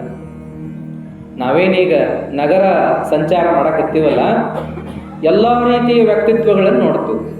ಇಲ್ಲಿ ನಾವು ರೊಕ್ಕ ರೂಪಾಯಿ ನೋಡಕ್ಕೆ ಅಡ್ಡಾಡಕತ್ತಿಲ್ಲ. ರೊಕ್ಕ ರೂಪಾಯಿ ದೇವರು ಹೆಂಗೋ ಮಾಡ್ತಾನೆ. ನಾವೇನೇ ಗುದ್ದಾಡೋದು, ಅದು ಆಗಬೇಕಂದ್ರೆ ಅದು ಆಗ್ತದ. ನಾವು ಗುದ್ದಾಡಿದ್ರೆ ಆಗ್ತದಂತೇನಿಲ್ಲ, ಸುಮ್ಮನೆ ನಿಮಿತ್ತ ನಾವೆಲ್ಲ. ಆದರೆ ಇಲ್ಲಿ ವ್ಯಕ್ತಿತ್ವಗಳನ್ನು ನೋಡ್ತೀವಿ. ಅವರ ಮನಸ್ಸು, ಅವರ ವ್ಯಕ್ತಿತ್ವ, ಅವರ ಗುಣ ಸ್ವಭಾವ, ಅವರ ಸಂಸ್ಕಾರ, ಅವರ ಮನೆತನ, ಅವರ ನಡವಳಿಕೆ, ಇದನ್ನೆಲ್ಲ ನೋಡ್ತಾ ಅಡ್ಡಾಡ್ತಿರ್ತೀವಿ. ಎಲ್ಲ ಕಡೆಗಳಲ್ಲಿ ಕಾಣೋದೇನಪ್ಪ ಅಂದ್ರೆ ಅವರವರ ಸಿರಿವಂತಿಕೆ ಕಾಣೋದಲ್ಲ, ಅವರವರ ವ್ಯಕ್ತಿತ್ವ, ಗುಣ ಸ್ವಭಾವ, ಸಂಸ್ಕಾರ ಇವೆಲ್ಲ ಕಾಣ್ತಾವೆ. ಅದಕ್ಕೆ ನಾವೆಲ್ಲ ಒಳ್ಳೆತನದ ಸಂಸ್ಕಾರಗಳನ್ನು ಇಟ್ಟುಕೊಂಡು ಬೆಳೀತಾ ಹೋದಾಗ ಅದರ ಪ್ರತಿಫಲವನ್ನು ನಾವು ಮುಪ್ಪಾವಸ್ಥೆ ಒಳಗೆ ಎಲ್ಲರೂ ನೋಡ್ತೀವಿ. ಇಲ್ಲೇ ಸ್ವರ್ಗ, ಇಲ್ಲೇ ನರಕ, ಮೇಲೇನೆಲ್ಲ ಸುಳ್ಳು ಅಂದ್ರಲ್ಲ, ಖರೆ ಅದು. ನಾವು ಒಂದು ವೇಳೆದೊಳಗೆ ಸ್ವರ್ಗ ಕಂಡಿದ್ವಿ ಅಂದ್ರೆ ಜೀವನದಾಗ ಒಂದು ವೇಳೆ ನರಕ ಕಾಣೋ ಸಂದರ್ಭನೂ ಬಂದೇ ಬರ್ತದ. ನರಕ ಕಂಡಿದ್ರೆ ಮುಂದೆ ಸ್ವರ್ಗ ಕಾಣ್ತೀವಿ, ಸ್ವರ್ಗ ಕಂಡಿದ್ರೆ ಮುಂದೆ ನರಕ ಕಾಣ್ತೀವಿ. ಇದೆಲ್ಲ ಇಲ್ಲೇ ನೋಡಿ ಹೋಗೋದದ. ಹಾಗಾಗಿ ಸೇವೆ ಸೇವೆ ಸೇವೆ ಅನ್ನೋ ವಿಷಯ ಬಂದಾಗ ಸೇವಾ ಮಾಡೋದನ್ನು ಕಳ್ಕೊಳ್ಳೋದು ಬೇಡ. ಮನೆಗೆಲಸ ಎಲ್ಲ ಮಾಡಿ ಆದಮೇಲೆ ನನಗಲ್ಲದೆ ಇರುವಂಥದ್ದನ್ನು ಯಾವುದಾದ್ರೂ ಒಂದು ಕೆಲಸ ಮಾಡಿದ್ವಿ ಅಂದ್ರೆ ಅದ ಸೇವಾ. ಅಪೇಕ್ಷೆ ಇಲ್ದಂಗೆ ಮಾಡಿದ್ವಿ ಅಂದ್ರೆ, ಸುಮ್ಮನೆ ರಸ್ತೆ ಮೇಲೆ ಕಸ ಬಿದ್ದದನ್ನು ಎತ್ತಾಕಿದ್ರೆ ಅಂದ್ರೆ ಒಂದು ಸೇವಾ ನೋಡ್ರಿ. ಕಾಲಾಗಿ ಬಿದ್ದು ಒಂದು ಪ್ಲಾಸ್ಟಿಕ್ ತೆಗೆದು ಹಾಕಿದ್ರೆ ಒಂದು ಸೇವಾ ನೋಡ್ರಿ. ಮತ್ತು ಅರ್ನಟ ಮಾಡಿ ಕಾಲಾಗಿ ಸಿಕ್ಕಿದ್ದು ಒಂದು ಹಾಳಿ ಡೇಬೆಗೆ ಹಾಕಿ ನಾನು ಸೇವಾ ಮಾಡಿನಂತ ಹಿಂಗೆ ಅಡ್ಡಾಡೋದಲ್ಲ. ಅಲ್ಲೊಂದು ಪ್ರಾಮಾಣಿಕತೆ ಇರಬೇಕು, ಅಲ್ಲೊಂದು ಕಳಕಳಿ ಇರಬೇಕು, ಅಲ್ಲೊಂದೇನಪ್ಪ ಅಂತ ತೃಪ್ತಿಕರ ಭಾವನೆ ಬರಬೇಕು, ಅಲ್ಲೊಂಚೂರು ಇನ್ನೊಬ್ಬರಿಗೆ ಅದರಿಂದ ನೆರವಾಗಿರಬೇಕು. ಅದು ಬಹಳ ಮುಖ್ಯ. ಅದನ್ನು ನಾವು ನೋಡ್ಲಿಕ್ಕರೆ ಹೆಂಗಪ್ಪ, ನಾವೆಲ್ಲ ಈ ತೊಗರಿ ತಿಪ್ಪನ ಕಥೆ ಕೇಳ್ತೀವಲ್ಲ, ನುಚ್ಚಿನ ಮಲ್ಲಯ್ಯ, ತೊಗರಿ ತಿಪ್ಪ, ಅದ್ರೊಳಗೆ ಹೇಳ್ತಾರೆ ಸೇವಾ ಹೆಂಗೆ ಮಾಡಿದ್ರೆ ಅನ್ನೋದಕ್ಕೆ ಜೋಕ್ ಮಾಡ್ತಾ ಹೋಗ್ತಾರೆ. ಗುರುವಿಗೆ ಪೂಜಾದಾಗ ಎಡಿ ಹಿಡಿಬೇಕಂತ ಎರಡೆರಡು ಪೇಡೆ ತರವಂಗ ಕೇಳಿದ್ರೆ ನೀವು ಸುಮ್ಮನೆ ನೆನಪು ಮಾಡ್ತೀವಿ. ಎಡಿ ಹಿಡಿದು ಒಂದು ಪೇಡೆ ಗುರುಗಳು ತಾವು ತಿಂದು ಒಂದು ಪೇಡೆ ಶಿಷ್ಯ ಕೊಡ್ತಿದ್ರು. 4 ದಿನ ಆದಮೇಲೆ ಶಿಷ್ಯ ಒಂದು ಪೇಡೆ ಅಟ ತರಾಕತ್ತ. ಯಾಕೋಪ ಒಂದೇ ತರಾಕತ್ತಿಯಲ್ಲ ಅಂದ್ರೆ ಹೆಂಗೂ ಒಂದು ನನಗೆ ಕೊಡೋರಿದ್ದೀರಿ ಅಂದಮೇಲೆ ಅದನ್ನು ನಾನು ತಿಂದ ಬಂದಿದ್ದಾರ್ಯಾಗ ಅಂದಿದ್ನ. ಇಂಥವೆಲ್ಲ ಉದಾಹರಣೆ ಕೊಡ್ತಾರೆ ಸೇವಾ ಹೆಂಗೆ ಇರ್ತಾವೆ. ಮುಂದೆ ಗುರುಗಳು ಭಿಕ್ಷಕ್ಕಂತ ಒಂದು ಊರಿಗೆ ಬಂದಾಗ ಬೆಳ್ಳಿ ಪಾದ ಒಬ್ಬನ ಮನೆಯಾಗಿಟ್ಟು ಅವರು ಕೊನೆಗೆ ಹೋಗುವ ಹೊತ್ನ್ಯಾಗ ಕೊಡಪ್ಪ ನಮ್ಮ ಪಾದಗಳನ್ನು ಅಂದಾಗ ಒಂದು ಕೊಟ್ಟ ಒಂದಿಲ್ಲ. ಯಾಕೋಪ ಅಂದಾಗ ಮತ್ತು ದಿನ ನಿಮ್ಮ ಸೇವಾ ಮಾಡಿನಲ್ರಿ ಅನ್ನಂತ. ಹೆಂಗೋ ನನಗೆ ಗುರ್ತಾಲಿಲ್ಲಲ್ಲಿದು ಅಂತಂದಾಗ, ಅಲ್ರಿ ಮತ್ತು ನೀವು ಕಂಬಳಿ ಹಸಾಕಾತು ಶಾಲು ಹಚ್ಚಾಕಾತು ಅಂದಾಗ ನಾನು ಹೇಳೇ ಬಿಟ್ಟಿನಲ್ರಿಪ್ಪ, ಕುದುರೆ ಹತ್ತಾಕಾತು ಮತ್ತು ಹಿಂಗೆಲ್ಲ ಹೇಳಿದ್ನಲ್ರಿಪ್ಪ ಅಂತಂದ. ಮುಂದೆ ಎಷ್ಟು ಚಲೋ ಸೇವೆ ಮಾಡ್ತೀಯಲ್ಲ ಅಂದಾಗ ನಾ ಅಂದ ಬಿಟ್ಟಿನ, ಆಗ ಎಲ್ಲ ನಿಮ್ಮ ಪಾದ ಪುಣ್ಯ ಅಂದ ಬಿಟ್ಟಿದ್ ನಾನು, ನೀವೇ ತಿಳ್ಕೊಳ್ಳಿಲ್ಲ ಅಂದಿದ್ನಂತ. ಇನ್ನೊಬ್ಬರು ಗುರುಗಳು ತಮ್ಮ ಶಿಷ್ಯನ ಕರ್ಕೊಂಡೋಗಿ ಬಾವಿ ದಂಡ್ಯಾಗ ನಿಲ್ಲಿಸಿ ಅರಿಬಿ ಕೊಟ್ಟು ಜಳಕ ಮಾಡಿ ಬರ್ತೀನಿ, ಮಡಿ ಅರಿಬಿ ಆಮೇಲೆ ಕೊಡು ಅಂದ್ರೆ ಹರಿನಾರಾಯಣ ಅಂತ ಜಳಕ ಮಾಡುವಾಗ ಇವ್ ಮ್ಯಾಲೆ ನಾರಾಯಣ ಎಲ್ಲ ಹರಿದಿಟ್ಟಿದ್ನಂತ ಅರಿಬಿ. ಇಂಥವೆಲ್ಲ ಕಥೆಗಳನ್ನು ಕೇಳ್ತಾ ಹೋಗ್ತೀವಿ. ಸೇವಾನ, ಗುರು ಸೇವಾನ ಹೆಂಗೆಲ್ಲ ಮಾಡ್ತಾರೆ ಅನ್ನೋದು ತಮಾಷೆಯಾಗಿ ಹೇಳ್ತಾ ಹೋಗ್ತೀವಿ. ಆಮೇಲೆ ಗುರುಗಳು ಒಂದು ಹೇಳಿದ್ರೆ ಶಿಷ್ಯ 4 ಹೇಳಿದ ಉದಾಹರಣೆಗಳನ್ನು ಕೂಡ ತಮಾಷೆಯಾಗಿ ಹೇಳ್ತಾ ಹೋಗ್ತಾರೆ. ನಾವು ಗುರು ಸೇವಾ ಮಾಡೋದಲ್ಲ, ಧರ್ಮದ ಸೇವಾ ಮಾಡೋದಲ್ಲ, ಸಮಾಜ ಸೇವಾ ಮಾಡೋದಲ್ಲ, ಮೊದಲು ಮನ್ಯಾನ ತಂದೆ ತಾಯಿಯ ಸೇವೆಯನ್ನೇ ಮನಮುಟ್ಟಿ ಮಾಡಬೇಕಾಗ್ಯದ. ಅದ ಮಾಡಕ್ಕೆ ಬರೋಲ್ದಂದ್ರೆ ಇನ್ನು ಉಳಿದದ್ದು ಏನು ಮಾಡ್ತೀವಿ? ಉಳಿದದ್ದೆಲ್ಲ ಬಿಟ್ಟ ಬಿಡೋಣ. ಮೊದಲು ತಂದೆ ತಾಯಿ, ಶಿಶುನಾಳ ಶರೀಫರು ಹಾಡ್ತಾರಲ್ಲ, ತಂದೆ ತಾಯಿಯ ಸೇವಾ ಮಾಡು, ಮೋಕ್ಷಕ ಮಾರ್ಗದ ಹಾದಿಯ ಹಿಡಿಯೋ, ಶಿಶುನಾಳಧೀಶನ ಪಾದಕ ಬಂದಣ್ಣ, ನಿನ್ನೊಳಗ ನೀ ತಿಳಿದು ನೋಡಣ್ಣ ಅಂತಾರ. ತಂದೆ ತಾಯಿ ಸೇವಾನ ಮೊದಲು ಮಾಡಬೇಕಾದ. ಅದಕ್ಕೆ ಆ ಸೇವೆಯನ್ನು ಯಾರು ಮನಮುಟ್ಟಿ ಮಾಡ್ತಾರಲ್ಲ ಅವರಿಗೆ ಸೇವಾದ ಬಗ್ಗೆ ಏನು ಹೇಳೋ ಅವಶ್ಯಕತೆನ ಇಲ್ಲ, ಅವರೆಲ್ಲನೂ ಮಾಡ್ಕೋತಾನೆ ಹೋಗ್ತಾರೆ. ತಂದೆ ತಾಯಿ ಸೇವೆಯನ್ನು ಯಾರು ಮೊದಲು ಮಾಡಕ್ಕೆ ಕಲ್ಕೋತಾರಲ್ಲ ಅವರಿಗೆ ಇನ್ಯಾವ ಸೇವೆಯನ್ನು ಕಲಿಸೋ ಅವಶ್ಯಕತೆ ಇಲ್ಲ. ಅವರು ಧಾರಾಳವಾಗಿ ಅದನ್ನು ಮಾಡ್ಕೋತಾನೆ ಹೋಗ್ತಾರೆ. ಅದನ್ನು ಮೊದಲು ಕಲಿಸ್ಬೇಕು. ಶಾಣ್ಯರಾಗ್ರಿ. ನಮ್ದೇನು ಮಾಡ್ತೀರಿ, ನಮ್ದೇನು ನೋಡ್ತೀರಿ, ಮನಿ ಏನು ನೋಡ್ತೀರಿ, ನಾವೆಲ್ಲ ಅದೇ ಮಾಡ್ಕೊಂಡು ಹೋಗ್ತೀವಿ, ನಮಗಿನ್ನೂ ಶಕ್ತಿ ಅದ, ನಮ್ದೇನು ನೋಡಕ್ಕೆ ಹೋಗ್ಬೇಡ್ರಿ. ನಿಮ್ಮ ಜೀವನ, ನಿಮ್ಮ ದುಡಿಮೆ, ನಿಮ್ಮ ರೊಕ್ಕ, ನೀವು ದೊಡ್ಡವರಾಗಬೇಕು, ನೀವು ಶಾಣ್ಯರಾಗಬೇಕು ಅಂದಂದು ಮನಿ ಬಗ್ಗೆ ಹೇಳಲಿಲ್ಲ, ಮತ್ತು ಮನೆತನದ ಬಗ್ಗೆ ಹೇಳಲಿಲ್ಲ, ಸಂಸ್ಕಾರದ ಬಗ್ಗೆ ಹೇಳಲಿಲ್ಲ, ನೀವು ಹೆಂಗೆ ಬೆಳೆದು ಬಂದ್ರಿ ಅಂತನ್ನೋ ದಾರಿನ ಹೇಳಿಲ್ಲ ಮಕ್ಕಳಿಗೆ. ಅಂದ್ರೆ ನೀವೊಂದು ದಟ್ಟ ಮಾಡ್ತಾರ, ಅವ್ರ ಅಟ್ಟ ಬೆಳ್ಕೊತ ಹೋಗ್ತಾರೆ, ನಿಮ್ಮನ್ನೇನು ಒಳ್ಳೆ ನೋಡೋದು. ನೀವೇ ಹೇಳಿರ್ತೀರಿ, ನಮ್ಮನ್ನೇನು ನೋಡಬೇಡ್ರಿ, ನಾವು ಮಾಡ್ಕೊಂಡು ಹೋಗ್ತೀವಿ, ನಮಗಿನ್ನೂ ದೇವ್ರ ಶಕ್ತಿ ಕೊಟ್ಟಾನ, ವಯಸ್ಸಾಯ್ತು, ನಮ್ಮನ್ನೇನು ನೋಡ್ತೀರಿ, ನಿಮ್ಮ ನೋಡ್ಕೋರಿ, ನಿಮ್ಮ ಭವಿಷ್ಯ, ನಿಮ್ಮ ಜೀವನ, ನಿಮ್ಮ ದುಡಿಮೆ ಅಂತ ಹೇಳ್ಕೋತ ಹೋಗಿ ಹೊಳ್ಳಿ ನೀವು ಮುಪ್ಪಾದಾಗ ಮಕ್ಕಳ ನೋಡುವಲ್ಲರು ಅಂದ್ರೆ ಏನು ಮಾಡಿ? ನೀವೇ ಹೇಳಿಕೊಟ್ಟದ್ದು ನಮ್ಮನ್ನೇ ನೋಡಬೇಡ್ರಿ ಅಂತ ನೀವೇ ಕಲಿಸಿರೋದು. ಜೀವನ ಅಂದರೆ ಬರೀ ದುಡಿಯೋದು ಗಳಿಸೋದ್ರೊಳಗೆ ಅಷ್ಟ ಇಲ್ಲ ಅನ್ನೋದು ಒಮ್ಮೆ ದಂಡಿಗೆ ಬಂದಾಗ ಗೊತ್ತಾಗ್ತದೆ. ಏನಪ್ಪ, ಮಕ್ಕಳ ಜೊತೆಗೆ ನಿಲ್ಲಿಲ್ಲ, ಆಪತ್ತು ಕೇಳಲಿಲ್ಲ, ಒಂಚೂರು ಖುಷಿಯಾಗಿ ಜೊತೆಗೆ ಉಣ್ಲಿಲ್ಲ, ಓಡಾಡಲಿಲ್ಲ, ಇರಲಿಲ್ಲ ಅಂತ ಹಳಹಳಿ ಮಾಡಿಕೊಳ್ಳುವಂಥ ಪ್ರಸಂಗಗಳು ಬರ್ತವೆ. ಅದಕ್ಕಾಗಿ ಜೀವನ ಅಂದರೆ ಎಲ್ಲ ಐತ್ರಿ. ಅದರೊಳಗೆ ಶಿಕ್ಷಣನೂ ಬೇಕೇ, ಸಂಸ್ಕಾರನೂ ಬೇಕೇ, ದುಡಿಮೆ ಗಳಿಕೆ ಉಳಿಕೆ ಅದು ಬೇಕೇ, ಸೇವೆ ಸಹಕಾರ ಇದು ಬೇಕೇ. ಜೀವನದಾಗೆಲ್ಲ ಬೇಕಾಗ್ತದೆ. ಅಡಿಗೆ ಒಳಗೆ ಬರೀ ಉಪ್ಪಟ ಇರಲಿ ಅಂದ್ರೆ ಏನಾದಿತ್ತು? ಎಲ್ಲರೂ BP ಬರೀ ಗುಳಿಗೆ ನುಂಗ್ಕೊತ ಹೋದಾದಿತ್ತು. ಅಡಿಗೆ ಒಳಗೆ ಬರೀ ಬೆಲ್ಲ ಸಕ್ಕರೆ ಅಟ್ಟ ಸಾಕಂದ್ರೆ ಏನಾದಿತ್ತು? ಎಲ್ಲರಿಗೂ ಶುಗರ್ ಬಂದು ಹೋದಿತ್ತು. ಹಾಗಾಗಿ ಉಪ್ಪು ಹುಳಿ ಖಾರ ಒಗರು ಎಲ್ಲ ಉಂಡು ಬಾಯಿ ಚಪ್ಪರಿಸಿ ಖುಷಿಯಾಗಿ ಜೀವನ ಮಾಡುವಂಗ ನಮಗೆಲ್ಲ ಏನಪ್ಪ ಅಂದರೆ ಖುಷಿ, ನೆಮ್ಮದಿ, ಸಹಕಾರ, ಸೇವೆ, ಆಮೇಲೆ ಪ್ರೀತಿ ಎಲ್ಲವೂ ಬೇಕಾಗ್ತವ್ರೆ. ಅವೆಲ್ಲ ಇಟ್ಕೊಂಡಾಗ ಜೀವನ ಆಗ್ತದೆ. ಆ ಹಿನ್ನೆಲೆ ಒಳಗೆ ನಾವೆಲ್ಲರೂ ಸೇವೆಗೆ ಮಹತ್ವವನ್ನು ಕೊಡಬೇಕಾಗ್ಯದ. ನಾವೆಲ್ಲ ಇವತ್ತು ದೇಶ ಸೇವೆ ಅದು ಇದು ಕೇಳ್ತೀವಿ, ಅದು ಬಹಳ ದೊಡ್ಡದು ಅಂತ ಸೆಲ್ಯೂಟ್ ಮಾಡ್ತೀವಿ. ಮಿಲಿಟ್ರಿಯವರು ಬಂದಾಗ ಮಿಲಿಟ್ರಿಯವ್ರಿ ಭಾಳ ಅಭಿಮಾನ ಅಂತೀವಿ. ಖರೆ ಅವರಿಗೆ ವೇದಿಕೆ ಒಳಗಟ್ಟ ಗೌರವ ಕೊಟ್ಬಿಡ್ತೀವಿ. ಆದ್ರೆ ಉಳಿದ ಟೈಮ್ನಾಗ ಅವ್ರಿಗೆ ಎಷ್ಟು ಗೌರವ ಸಿಗ್ತದೆ ಅನ್ನೋದು ಅವರ ಬಲ್ಲ. ಅದಕ್ಕೆ ತೋರಿಕೆ ಗೌರವಗಳು ಬೇಡ. ದೇಶ ಸೇವಾ ಮಾಡೋದು ಅವ್ರ ಕರ್ತವ್ಯ, ಸಮಾಜ ಸೇವೆ ಮಾಡೋದು ಇನ್ನು ಕೆಲವ್ರ ಕರ್ತವ್ಯ, ಭೂ ಸೇವೆ ಮಾಡೋದು, ಗೋ ಸೇವೆ ಮಾಡೋದು, ಎಲ್ಲರದು ಒಂದೊಂದು ಕರ್ತವ್ಯನದವ್ರು, ಎಲ್ಲರಿಗೂ ಸೇವಾನದ. ನಾವೆಲ್ಲರೂ ಆ ಭಾವದಲ್ಲಿ ಕೆಲಸ ಮಾಡ್ಕೋತ ಹೋದ್ರೆ ನಮ್ಮ ಭವಿಷ್ಯ ಉಜ್ವಲ ಆಗ್ತದೆ ಅಂತೇಳಿ. ದೇವರು ಹೆಂಗೆ ಹೆಣದಾನಂದ್ರೆ ಜಗತ್ತನ್ನು ನೀವು ಹೆಂಗೆ ಸೀರೆ ಹೆಣಿತೀರಲ್ಲ ಹಂಗೆ ಹಾಸು ಹೊಕ್ಕು, ಒಂದು ಉದ್ದೇಳಿ ಒಂದು ಅಡ್ಡೇಳಿ, ಉದ್ದೇಳಿ ಒಳಗೆ ಒಂದು ಅಡ್ಡೇಳಿ, ಉದ್ದೇಳಿ ಒಳಗೆ ಒಂದು ಅಡ್ಡೇಳಿ, ಹಾಸ್ಗೋತ ಒಂದು ಸೀರೆಯನ್ನು ನೇಯುವಂಗೆ ನಿಮ್ಮೊಳಗೆ ನಾವು, ನಮ್ಮೊಳಗೆ ನೀವು, ಅವರೊಳಗೆ ಇವರು, ಇವರೊಳಗೆ ಅವರು ಬೆರ್ಕೋತ ಹೋದಾಗಲೇ ಜೀವನ ಅನ್ನೋದೊಂದು ಸುಂದರವಾದ ನೇಯ್ಗೆ ಆಕೈತಿ. ನಾವು ಒಬ್ರಿಗೊಬ್ರು ಅರ್ಥ ಮಾಡ್ಕೊಳ್ಳಿಲ್ಲ, ಒಬ್ರಿಗೊಬ್ರು ಕೂಡ್ಕೊಳ್ಳಿಲ್ಲ ಅಂದ್ರೆ ಹೆಂಗೆ ಆಗಕ್ಕೆ ಸಾಧ್ಯದ? ಎಳಿ ಹೊಂದ್ಕೊಳ್ಳಿಲ್ಲ ಅಂದ್ರೆ ಸೀರೆ ಹೆಂಗಾಗ್ತದದು? ಹಾಗಾಗಿ ನಾವೆಲ್ಲರೂ ಹಾಗೆ ಸೇರಿ ಜೀವನ ಮಾಡಬೇಕು, ಕೂಡಿ ಜೀವನ ಮಾಡಬೇಕು, ಸಹಕರಿಸಿ ಜೀವನ ಮಾಡಬೇಕು, ಸಹನೆಯಿಂದ ಜೀವನ ಮಾಡಬೇಕು ಅಂತ ಮಹಾತ್ಮರು ಹೇಳ್ಕೊತ ಹೋಗ್ತಾರ. ಅದಕ್ಕಾಗಿ ನಾವೆಲ್ಲ ಶರಣರ ಜೀವನ ನೋಡಬೇಕು. ಯಾಕೆ ನೋಡ್ಬೇಕಂದ್ರೆ ಶರಣರಾಗಾಕ ನೋಡೋದು ಬೇಡ, ನಾವು ಕೊನೆ ಪಕ್ಷ ಮನುಷ್ಯರಾಗಿ ಬದುಕೋಕಾರ ನೋಡಬೇಕು ಅನ್ನುವಂಥದ್ದು. ಮನೆಯೊಳಗೆ ಮಾಡೋದು ಎಂಥ ಸೇವಾ ಅಂದ್ರೆ ತಾಯಿಯಂದ್ರದ್ದು ಸೇವಾ ಸಣ್ಣದೇನಲ್ಲ, ಅದು ಕರ್ತವ್ಯನೇ ಯಾಕಾಗೋದಕ್ಕ ಅದನ್ನು ಪ್ರಾಮಾಣಿಕವಾಗಿ ಮಾಡ್ತಾರಲ್ಲ ಅದು ಬಹಳ. ಯಾಕಂದ್ರೆ ಅವ್ರು ಏನಾದ್ರು ಮಾಡಬಹುದು, ಅವ್ರನ್ನೇನು ಎಲ್ಲರೂ ಬೆನ್ನಿಗೆ ನಿಂತ್ಕೊಂಡು ನೋಡೋಕ್ಕಾಗಲ್ಲ. ಬಟ್ಟೆಯನ್ನು ಸ್ವಚ್ಛವಾಗಿ ತೊಳೆಯೋದಿರ್ಬೋದು, ಅಡುಗೆಯನ್ನು ಸ್ವಚ್ಛವಾಗಿ ಅಡುಗೆ ಮಾಡೋದಿರ್ಬೋದು, ರುಚಿಕರವಾಗಿ ಅಡುಗೆ ಮಾಡೋದಿರ್ಬೋದು, ಎಲ್ಲರ ಆರೋಗ್ಯ ಅನುತನು ನೋಡಿ ಅಡುಗೆ ಮಾಡೋದಿರ್ಬೋದು, ಅವರವರ ಹೊತ್ತೊತ್ತಿಗೆ ಅವರವರಿಗೆ ವ್ಯವಸ್ಥೆ ಮಾಡಿ ಕೊಡೋದಿರ್ಬೋದು. ಇದಕ್ಕೆಲ್ಲ ಎಷ್ಟು ತಾಳ್ಮೆ ಬೇಕು. ಕರ್ತವ್ಯ ಅಂತ ಮಾಡಿದ್ರೂ, ತನ್ನ ಮನೆ ತನ್ನ ಮಕ್ಕಳಂತ ಮಾಡಿದ್ರೂ ಅದರೊಳಗೆ ಸಹನ ಅದ. ಅದನ್ನು ಭಾಳ ನೋಡ್ಬೇಕು ನಾವು. ಯಾರೋ ಒಬ್ಬಕ್ಕೆ ಬಾಂಡೆ ತೆಕ್ಕೊಂತ ಒಗದಾಡಕತ್ತಿದ್ಲಂತ ಬಾಂಡೆ, ಯಾರೋ ಆಜು ಬಾಜುದವರು ವಿಚಾರ ಮಾಡಿದ್ರೆ ಏನು ಜಗಳಗಳು ಮಾಡಕತ್ತಾರ, ದಡಲ್ ಬಡಲ್ ಬಾಂಡೆ ಸಪ್ಪಳ ಅಂತ ಅವ್ರ ಮನೆಗೆ ಬಾಜುದಕ್ಕೆ ಬಂದು ಕೇಳಿದ್ರು, ಯಾಕೆ ಏನು ಸಪ್ಪಳ ಆಗಾಕತ್ತತಿ ಅಂತ ಮನೆಗೆ ಬಂದ್ಲಂತ. ಏನಿಲ್ಲ ಬಾ ಇವನ ಬಾಂಡೆ ತೊಳೆಯಾಕತ್ತೀನಿ ಐತಲ್ಲಿ ಇದ ಅಂದ್ಲಂತ. ಅವಾಗ ಯಾಕೆ ಅಡ್ಡಾಕ್ ಶಿಟ್ ಮಾಡ್ಕೋತ ಇಷ್ಟು ಒಗದಾಡ್ದಂಗೆ ಸಪ್ಪಳ ಆತ ಅದಕ್ಕೆ ಬನ್ಯ ಅಂತ ಯಾಕೆ ಏನು ಮಾಡೋದು ಮರ. ಬಹುಶಃ ನನಗೆ ಹಿಂಗೆ ಅನಿಸ್ತದ, ಜಗತ್ ಪ್ರಳಯ ಎಲ್ಲ ಹಾಳಾಗಿ ಹೋಗೋದು, ಖರೀ ಬಾಂಡೆ ತೊಳೆಯೋದು ಮಾತ್ರ ಹೋಗೋದಿಲ್ಲ ನೋಡಿದ ಅಂತ ಅಂದ್ಲು. ಅಷ್ಟ್ಯಾಗ ಬೇಸರಾಗೈತೆ ನಿನಗೆ ಅಂದ್ಲಂತೆ. ಜಗತ್ತು ಹಾಳಾದ್ಮೇಲೆ ನಿನ್ನ ಬಾಂಡೆಯಲ್ಲಿ ಉಳಿತಾವು, ನೀಯಾಗ ಏನು ಉಳಿತಿತ್ತು ತಿಕ್ಕಾಕಂತ ಹಾಕಂದ. ಮರ ಸಾಕಾಗಿ ಹೋಗೈತೆ ನನಗೆ ಈ ಬಾಂಡೆ ಕಾಲ. ದೂರ ಇರುವಂಥ ಮಕ್ಕಳು ತಾವು ಅಡುಗೆ ಮಾಡ್ಕೊಂಡು ಊಟ ಮಾಡ್ತಿರ್ತಾವೆ.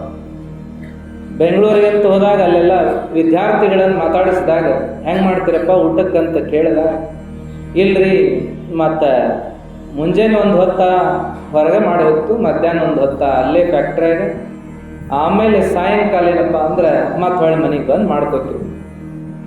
ಇನ್ನು ಕೆಲವರು ಇಲ್ಲ 2 ಹೊತ್ತು ಮಾಡ್ಕೋತೀವಿ, 1 ಹೊತ್ತು ಹೊರಗೆ ಮಾಡ್ತೀವಿ. ಇನ್ನು ಕೆಲವರು 2 ಹೊತ್ತು ಉಣ್ತೀವಿ ಬಿಡ್ರಿ, ನಮಗೆ ಅನುಕೂಲ ಆಗೋದಿಲ್ಲ ಅದು.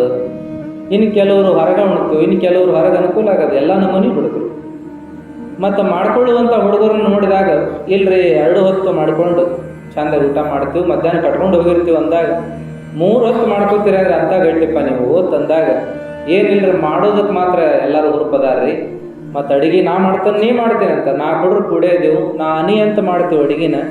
ಬರೋದು ಎಲ್ಲಿಪ್ಪ ಅಂದ್ರೆ ಬಾಂಡೆ ತೊಳೆದು ಬಂತಂದ್ರೆ ಎಲ್ಲರಿಗೂ ವಾಜ್ಯ ನೋಡ್ರಿ, ನಾವಲ್ಲ ನೀವಲ್ಲ ಅಂಥೇಳಿ. ಏನಪ್ಪ ಅಂದ್ರೆ ಚಲೋದನ್ನು ಮಾಡುವಾಗ ಒಂದು ರೀತಿ, ಅಥವಾ ಸುಧಾರಣೆ ಮಾಡಿಕೊಳ್ಳುವಾಗ ಮತ್ತೊಂದು ರೀತಿಯನ್ನು ನಾವು ಕಾಣ್ತಾ ಹೋಗ್ತೀವಿ. ಅದಕ್ಕೆ ಇಲ್ಲಿ ಏನಾಗಲಿ, ಹಗರಂದರೆ ಇರಲಿ, ವಾಜ್ಯಂದರೆ ಇರಲಿ, ಪಲಸಂದರೆ ಇರಲಿ, ಸ್ವಚ್ಛಂದರೆ ಇರಲಿ, ಮಾಡುವಾಗ ಮನಸ್ಸು ಖುಷಿಯಾಗಿದ್ರೆ ಅದ ಸೇವಾ. ಏನು ಮಾಡುವಾಗಲೆಲ್ಲ ಮನಸ್ಸು ಖುಷಿಯಿಂದ ಇರ್ತಿತ್ತು ಅಂದ್ರೆ ಅದು ಸೇವಾ. ಅದಕ್ಕೆ ಹಿರಿಯರು ಏನು ಹೇಳಿದ್ರು ಅಂದ್ರೆ, ಹಾಡ್ಕೋತ ಮಾಡ್ರಿ, ವಚನಗಳನ್ನು ಅನ್ಕೋತ ಮಾಡ್ರಿ, ಶ್ಲೋಕಗಳನ್ನು ಹೇಳ್ಕೋತ ಮಾಡ್ರಿ. ಏನಿಲ್ಲ ಓಂ ನಮಃ ಶಿವಾಯ ಅನ್ಕೋತ ಮಾಡ್ರಿ. ಏನಿಲ್ಲ ಅಂದ್ರೆ ಸಮಾಧಾನ ನಕೋತರ ಮಾಡ್ರಿ. ಇಲ್ಲಪ್ಪ ಅಂತಂದ್ರೆ ಕೊನೆಗೆ ಕೇಳಲಿಕ್ಕೆ ಅವಕಾಶ ಅದಾವಲ್ಲ, ಒಳ್ಳೆ ಪ್ರವಚನ, ಒಂದು ಹಾಡು ಕೇಳ್ಕೋತ ಕೆಲಸ ಮಾಡಿಬಿಟ್ರೆ, ಕೆಲಸ ಎಲ್ಲ ನಮಗೆ ಆನಂದ ಕೊಟ್ರೆ ಅದ ಸೇವಾ ಆಗಿಬಿಡುತ್ತೆ. ಅದಕ್ಕೆ ಇಂಥದ್ದನ್ನೆಲ್ಲ ನಾವು ಮಾಡಬೇಕು. ಇನ್ನು ಮಠಮಾನ್ಯಗಳ ವಿಷಯಕ್ಕೆ ಬಂದ್ರೆ, ಮಠಮಾನ್ಯಗಳ ಸೇವೆಯನ್ನು ಮಾಡಲಿಕ್ಕೆ ಬಹುಶಃ ಬಹಳಷ್ಟು ಜನ ಕಡಿಮೆ ಆಗಿದ್ದಾರೆ. ದೇವಸ್ಥಾನ, ಮಠಮಾನ್ಯಗಳು, ಅವೆಲ್ಲ ಸೇವೆ ಬಹಳ ದೊಡ್ಡದಾಗಿ ನಡೀತಕ್ಕಂಥದ್ದು. ಈಗೂ ಕೆಲವು ಕಡೆ ನಡೀತದೆ. ಇನ್ನು ದೊಡ್ಡ ದೊಡ್ಡ ಮಠಗಳಂತೇನದಾವಲ್ಲ, ಸಂಸ್ಥಾನ ಮಠಗಳು ಇತ್ಯಾದಿ, ಅಲ್ಲಿ ಏನಾಗ್ಬಿಟ್ಟದಂತಂದ್ರೆ ಅವ್ರಿಗೆ ಏನೇನೋ ಒಂದೊಂದಿಷ್ಟು ಉಂಬಳಿಯನ್ನು ಕೊಟ್ಟಿರ್ತಾರೆ. ಇದನ್ನ ಉಣ್ಕೋತ ಹೋಗು, ಇದನ್ನ ಮಾಡ್ಕೋತ ಹೋಗು ಅಂದಿರ್ತಾರೆ. ಇನ್ನು ಸಣ್ಣ ಪುಟ್ಟ ಮಠಗಳಲ್ಲಿ ಅಲ್ಲಿ ಏನಪ್ಪಾ ಅಂದ್ರೆ ಯಾರೋ ಒಂದಿಬ್ಬರು ಭಕ್ತರ ಪ್ರೇಮದಿಂದ ನಡೀತಿರ್ತದೆ. ಆದರೆ ಅದೆಲ್ಲ ಈಗ ಬಹಳಷ್ಟು ಕಡಿಮೆ ಆಗಿರ್ತಕ್ಕಂಥದ್ದನ್ನು ನೋಡ್ತೀವಿ. ಮೊನ್ನೆ ಒಂದು ಮಠಕ್ಕೆ ಹೋಗಿದ್ದೆವು. 2 ಮಠಕ್ಕೆ, ಒಂದೇ ದಿವಸಕ್ಕೆ 2 ಮಠಕ್ಕೆ ಭೇಟಿ ಕೊಟ್ಟಿದ್ದೆವು. ಒಂದು ಬಹಳ ದೊಡ್ಡ ಜಗದ್ಗುರುಗಳ ಪೀಠ, ಸಂಸ್ಥಾನ ಮಠ. ಹೋದ್ರಲ್ಲಿ ಯಾರ್ಯಾರು ಇಲ್ಲ, ಒಣ ಏನ್ರಿ ಯಾರು ಇಲ್ಲ. ಕೊನೆಗೆ ಒಬ್ಬ ಅಜ್ಜ ಬಂದು ಇಲ್ಲ ಬರೀ ಇಲ್ಲೇ ಕುಂದರಿ ಅಂತ ಹೇಳಿದ. ಆಮೇಲೆ ಗುರು ಬಂದು ಮಾತಾಡಿದರು. ಕೇಳೋರು ಮಾತಾಡೋರು ಯಾರೂ ಇಲ್ಲದೆ ಆಮೇಲೆ ಏನಾಯ್ತಪ್ಪ ಅಂತಂದ್ರೆ ಸಹಜವಾಗಿ ಆಯಿತು ಮಾತಾಡ್ಸಿ ಕೊನೆ ಗುರುಗಳು ಬರೋರು ನೋಡಿದ್ವಿ. ತಕ್ಷಣ ಒಂದು 5-10 ನಿಮಿಷ ಬಂದು ಭೇಟಿಯಾಗಿ ಸತ್ಕಾರ ಮಾಡಿ ಬಂದದ್ದು. ಇನ್ನೊಂದು ಮಠಕ್ಕೆ ಹೋಗೋ ಸಂದರ್ಭ ಬಂತು. ಹೋದಾಗ ಅಲ್ಲಿ ಗುರುಗಳಿಲ್ಲ ಅಂದ್ರೆ ಮಠದಾಗ ಏನೇನು ನಡೆದದು ಅಂತ ಕೇಳಿದ್ರೆ, ಅದೊಂದು ಸಣ್ಣ ಮಠ, ಒಂದು ಗುಡಿಸಲದ, ಒಂದು ಇನ್ನೂ ಗುಡಿ ಕಟ್ಟು ಕೆಲಸ ನಡೆದದ. ಆಮೇಲೆ ಏನೇನೋ ಒಂದಷ್ಟು ಅಲ್ಲೆಲ್ಲ ಕೆಲಸ ನಡೆದದ್ದು. ಒಂದು 15 ಜನ ಬಾಂಡೆ ಬೆಳಗಾಕತ್ತಾರ, ಒಂದು 15 ಜನ ಅಡುಗೆ ಮಾಡಾಕತ್ತಾರ ಹೆಣ್ಮಕ್ಳು, ಒಂದು 15 ಜನ ಎಲ್ಲ ತೊಳೆಯೋದು ಬೆಳೆಯೋದು ಕೆಲಸ ಮಾಡಾಕತ್ತಾರ, ಎಲ್ಲ ಸ್ವಚ್ಛ ಮಾಡೋದು ಕೆಲಸ, ಒಂದು 15 ಜನ ಎಲ್ಲ ದನದ ಕೊಟ್ಟಿಗೆಗೆ ಅದಾರ. ಇಷ್ಟೆಲ್ಲ ಕೆಲಸ ನಡೆದತ್ರಿ. 8 ಜನ 100 ಜನ ಸನಿಕಿದ್ರನಪ್ಪ ಅವರೆಲ್ಲ.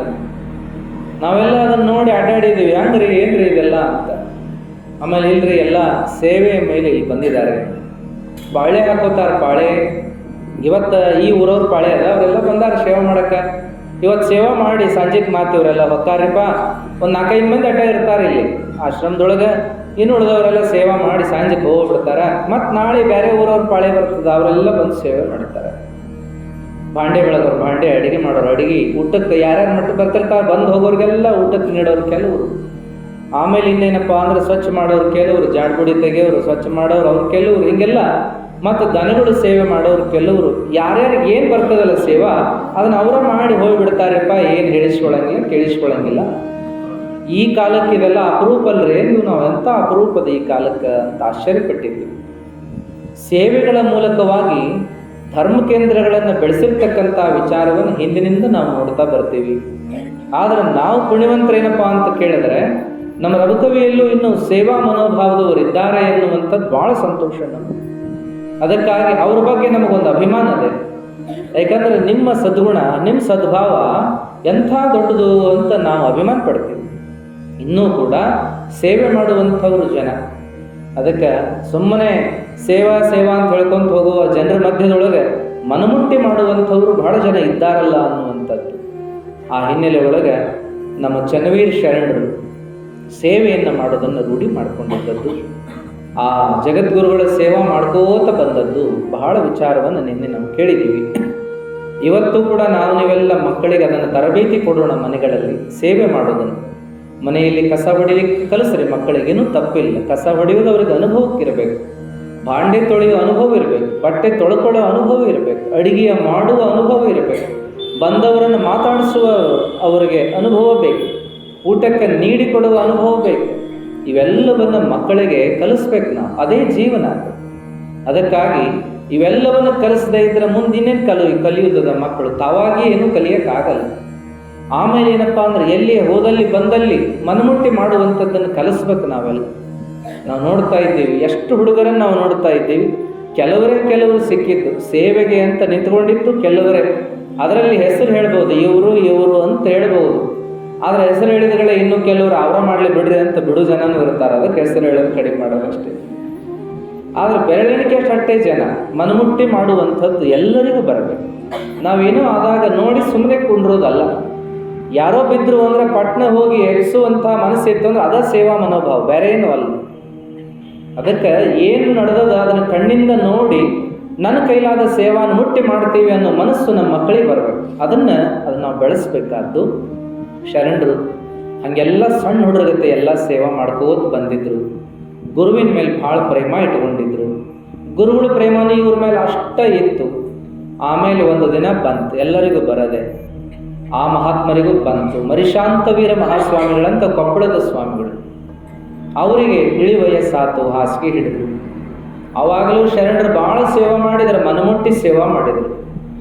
ಅದೆಲ್ಲ ಆದ ಮೇಲೆ ಕೊನೆಗೆ ಒಂದು ದಿನ ಪೂರ್ಣ ಅವರು ಕಟ್ಟಾದ್ರೆ ಏನೂ ಹೋಗುವಲ್ಲ ಬಾಯಿಗೆ. ಅವಾಗ ಡಾಕ್ಟರ್ ಹೇಳಿದರು, ಇನ್ನೇನು ಹೇಳೋಕ್ಕಾಗಲ್ಲ, ಸುಮ್ಮನೆ ನೋಡ್ಕೋತ ಹೋಗೋದಷ್ಟೇ, ಏನಾಗ್ತದೆ ಆ ಸೇವೆ ಮಾಡೋದು. ಅವಾಗ ಸೇವೆ ಮಾಡುವಾಗ ಮಾಡಿ ಶರಣರು ಬರೇ ಜಪ ಮಾಡ್ಕೋತ ಕೊಂಡಿರ್ತಿದ್ರು, ಆರಾಮಾಗಲಿ ಅವರಿಗೆ, ಇಲ್ಲ ದೇವರು ಅವರನ್ನು ಆರಾಮಾಗಿ ಕರ್ಕೊಳ್ಳಿ. ಬರೀ ಆರಾಮಾಗಲಿ ಅಟ ಅನ್ನಕ್ಕೆ ಬರೋದಿಲ್ಲ. ಯಾಕಂದ್ರೆ ವಯಸ್ಸು ತೀರಿತ್ತು ಅಂದ್ರೆ ಏನು ಮಾಡ್ಲಿಕ್ಕೆ ಆಗ್ತದೆ? ದೇವರು ಆರಾಮಾಗಿ ಕರ್ಕೊಳ್ಳಿ, ತ್ರಾಸಿಲ್ದಂಗೆ ಕರ್ಕೊಳ್ಳಿ ಅನ್ನುವ ಜಪವನ್ನು ಕೂಡ ಮಾಡ್ಕೋತಿದ್ರು. ಹಿಂಗೆ ಸೇವಾ ಮಾಡುವಂಥ ಡಾಕ್ಟರು ಕೂಡ ಅವರು ಭಾಳ ಕಾಳಜಿ ಇದ್ರು. ಡಾಕ್ಟರ್ ಹಿರೇಮಠ ಅಂತ ಅವ್ರ ಮನೆಗೆ ಹೋದ್ರೆ ಗುರುಗಳು, ಏನು ಗುರುಗಳ ಆರೋಗ್ಯ ಹಿಂಗದಲ್ಲ ಅಂತ ಶರಣರು ಡಾಕ್ಟರ್ ಮನೆಗೆ ಹೋಗಿ ಕುತ್ಕೊಂಡು ಹಿಂಗೆ ಮಾತಾಡಿ, ಆತು ನನಗೆ ಯಾಕೋ ಜೀವನ ಮತ್ತೆ ನೋಡ್ಬೇಕನ್ಸಾಗ್ತದ, ಏನಾಗೈತೇನ ನಾ ಹೊಕ್ಕೀನಿ ಅಂತ ಸಜ್ಜ. ಇವತ್ತಂತೂ ಭಾಳ ತ್ರಾಸನಾಗದಾರ ಗುರುಗಳು, ಎಲ್ಲಿ ಏನು ವ್ಯತ್ಯಾಸ ಆಗುತ್ತೇನೆ ನಾ ಹೊಕ್ಕೀನಿ ಅಂತ ಎದ್ದು ನಿಂತಾಗ ಅವ್ರ ಮನೆಯವ್ರೆಲ್ಲರೂ ಹಂಗಾರೆ ನಾವು ಬಂದ ಬಿಡ್ತೀವ್ರಿ ಶರಣರ ನಿಮ್ಮ ಜೊತೆಗೆ, ಗುರುಗಳು ಏನಾಯ್ತು ನಾವು ನೋಡ್ತೀವಿ ತಂದಾಗ, ಇಲ್ಲ ಬರಾಕ್ ಹೋಗ್ಬೇಡ್ರಿ, ಒಮ್ಮೆ ಗದ್ದಲ ಮಾಡಬಾರ್ದು ಎಲ್ಲರೂ ಕೂಡಿ ಅಂಥೇಳಿ ಅವ್ರೇನು ಮಾಡಿದ್ರು ಅಂದ್ರೆ ಜಗಲಿ ಮ್ಯಾಗ ಇಟ್ಟಂಥ ಪಣತಿಗೆ ತುಂಬ ಎಣ್ಣೆ ಹಾಕಿ, ಈ ದೀಪ ಆರಿದ ಮ್ಯಾಲೆ ನೀವು ಮಠಕ್ಕೆ ಬರ್ರಿ, ನಾ ಆಟ ಹೋಗಿರ್ತೀನಿ ಈಗ ಅಂತ ಹೇಳಿದ್ರು ಅವ್ರ ಮನೆಯವರಿಗೆ. ಆಯ್ತ್ರಿಪ್ಪ ಅಂತ ಮನ್ಯಾಗ ಅಂದು ಸುಮ್ಮನಾದ್ರು. ಶರಣರು ಹೇಳಿದಂಗೆ ದೀಪ ಕಾಯ್ಕೋತ ಅಲ್ಲೇ ಕೂತ್ರು ಮನ್ಯಾಗ. ಶರಣರು ಮಠಕ್ಕೆ ಹೋದ್ರು. ಗುರುಗಳೇನು ತ್ರಾಸಿನೊಳಗೆ ಇದ್ರು. ಅವಾಗ ಅವ್ರ ಮಗ್ಗಲೇ ಕೂತ್ಕೊಂಡಿವ್ರು, ಓಂ ನಮಃ ಶಿವಾಯ ಜಪ ಮಾಡ್ಕೋತಿದ್ರು. ಕೊನೆಗೆ ಗುರುಗಳು 2-3 ತಾಸಿಗೆ ಲಿಂಗದೊಳಗಾದರು. ಆದ ಮೇಲೆ ಕೊನೆಗೆ ಈ ಸುದ್ದಿ ಊರು ತುಂಬ ಹಬ್ಬಿತು. ನಾ ಮುಂದು ನೀ ಮುಂದಂತೆಲ್ಲ ಹಣ್ಣು ಕಾಯಿ ಹೂವು ಹಿಡ್ಕೊಂಡು ಓಡೋಡಿ ಬರಾಕತ್ತು. ಎಲ್ಲರೂ ಅಂತಿಮ ದರ್ಶನ ಮಾಡಬೇಕು, ಮಂಗಳಾರತಿ ಹೇಳಬೇಕು, ಗುರುಗಳಿಗೆ ನಮನಗಳನ್ನು ಸಲ್ಲಿಸ್ಬೇಕಂತ ಊರಿನ ಜನ ಎಲ್ಲ ಧಾವಿಸಿ ಬರಾಕತ್ರು. ಇವರೇನು ದೀಪ ಕಾಯ್ಕೋತ ಕೂತಿದ್ರು. ದೀಪ ಆರಿತು, ಹಂಗಾರೆ ಗುರುಗಳು ಹಾದ ಅನ್ನಿಸ್ತದ ನಡ್ರಿ ಅಂತೇಳಿ ಅವ್ರ ಮನೆಯವರು ಎಲ್ಲರೂ ಬಂದರು. ಬಹಳ ಗದ್ದಲ, ಜನ ಬಹಳ. ಆ ಜನಗದ್ದಲದೊಳಗೆ ಎಲ್ಲರಿಗೂ ದರ್ಶನ ಆಗಲಿಲ್ಲ. ಆದರೆ ಎಲ್ಲರೂ ಕೂಡ ದೂರಿಂದಲೇ ಕೈ ಮುಗಿದು ಗುರುಗಳ ಆಶೀರ್ವಾದವನ್ನು ಬೇಡತ್ತಿದ್ರು. ಅವಾಗ ಏನು ಹಿರೇಮಠದವ್ರ ಮನೆಯವರಿದ್ದರು, ಡಾಕ್ಟರ್ ಮನೆಯನ್ನವರು, ಅವರಿಗೆ ಸಮೀಪ ಹೋಗೋಕ್ಕಾಗಲಿಲ್ಲ. ಡಾಕ್ಟರ್ನ ಹೆಂಗೋ ಕರ್ಕೊಂಡು ಹೋದ್ರು, ಅವ್ರ ಮನೆಯನ್ನವ್ರಿಗೆ ಎಲ್ಲರಿಗೂ ಹೋಗೋಕ್ಕಾಗಲಿಲ್ಲ. ಆ ಹುಡುಗಿಗೆ ಏನಾಗ್ತಂದ್ರೆ ಅವ್ರ ಮನೆಯನ್ನ ಒಂದು ಹುಡುಗಿಗೆ ಆ ಅಂತಿಮ ಯಾತ್ರೆ ಹೋಗುವಾಗ ಒಂದು ಕೆಂಪು ವಸ್ತ್ರ ಬಿದ್ದಿತ್ತು. ಆವಾಗ ಬಹುಶಃ ಇದು ಗುರುಗಳದೇ ಇರಬೇಕು ಅಂತೇಳಿ ಕೈವಲ್ಯ ಯಾತ್ರೆ ಹೋಗುವಾಗ ಬಿದ್ದಿರಬೇಕು ಅಂತ, ಅಲ್ಲೆಲ್ಲೆಲ್ಲ ಹೋಗಿ ಬಿದ್ದಿರ್ತಾವ, ಹಂಗೆ ಇದೊಂದು ವಸ್ತ್ರ ಬಿದ್ದಿರಬೇಕು ಅಂತ ಆ ವಸ್ತ್ರವನ್ನು ಆಕೆ ತಗೊಂಡು ಹೋದ್ರು. ಇಲ್ಲೆಲ್ಲ ಅಂತಿಮ ಸಂಸ್ಕಾರ ಆತು, ಎಲ್ಲ ಆತು.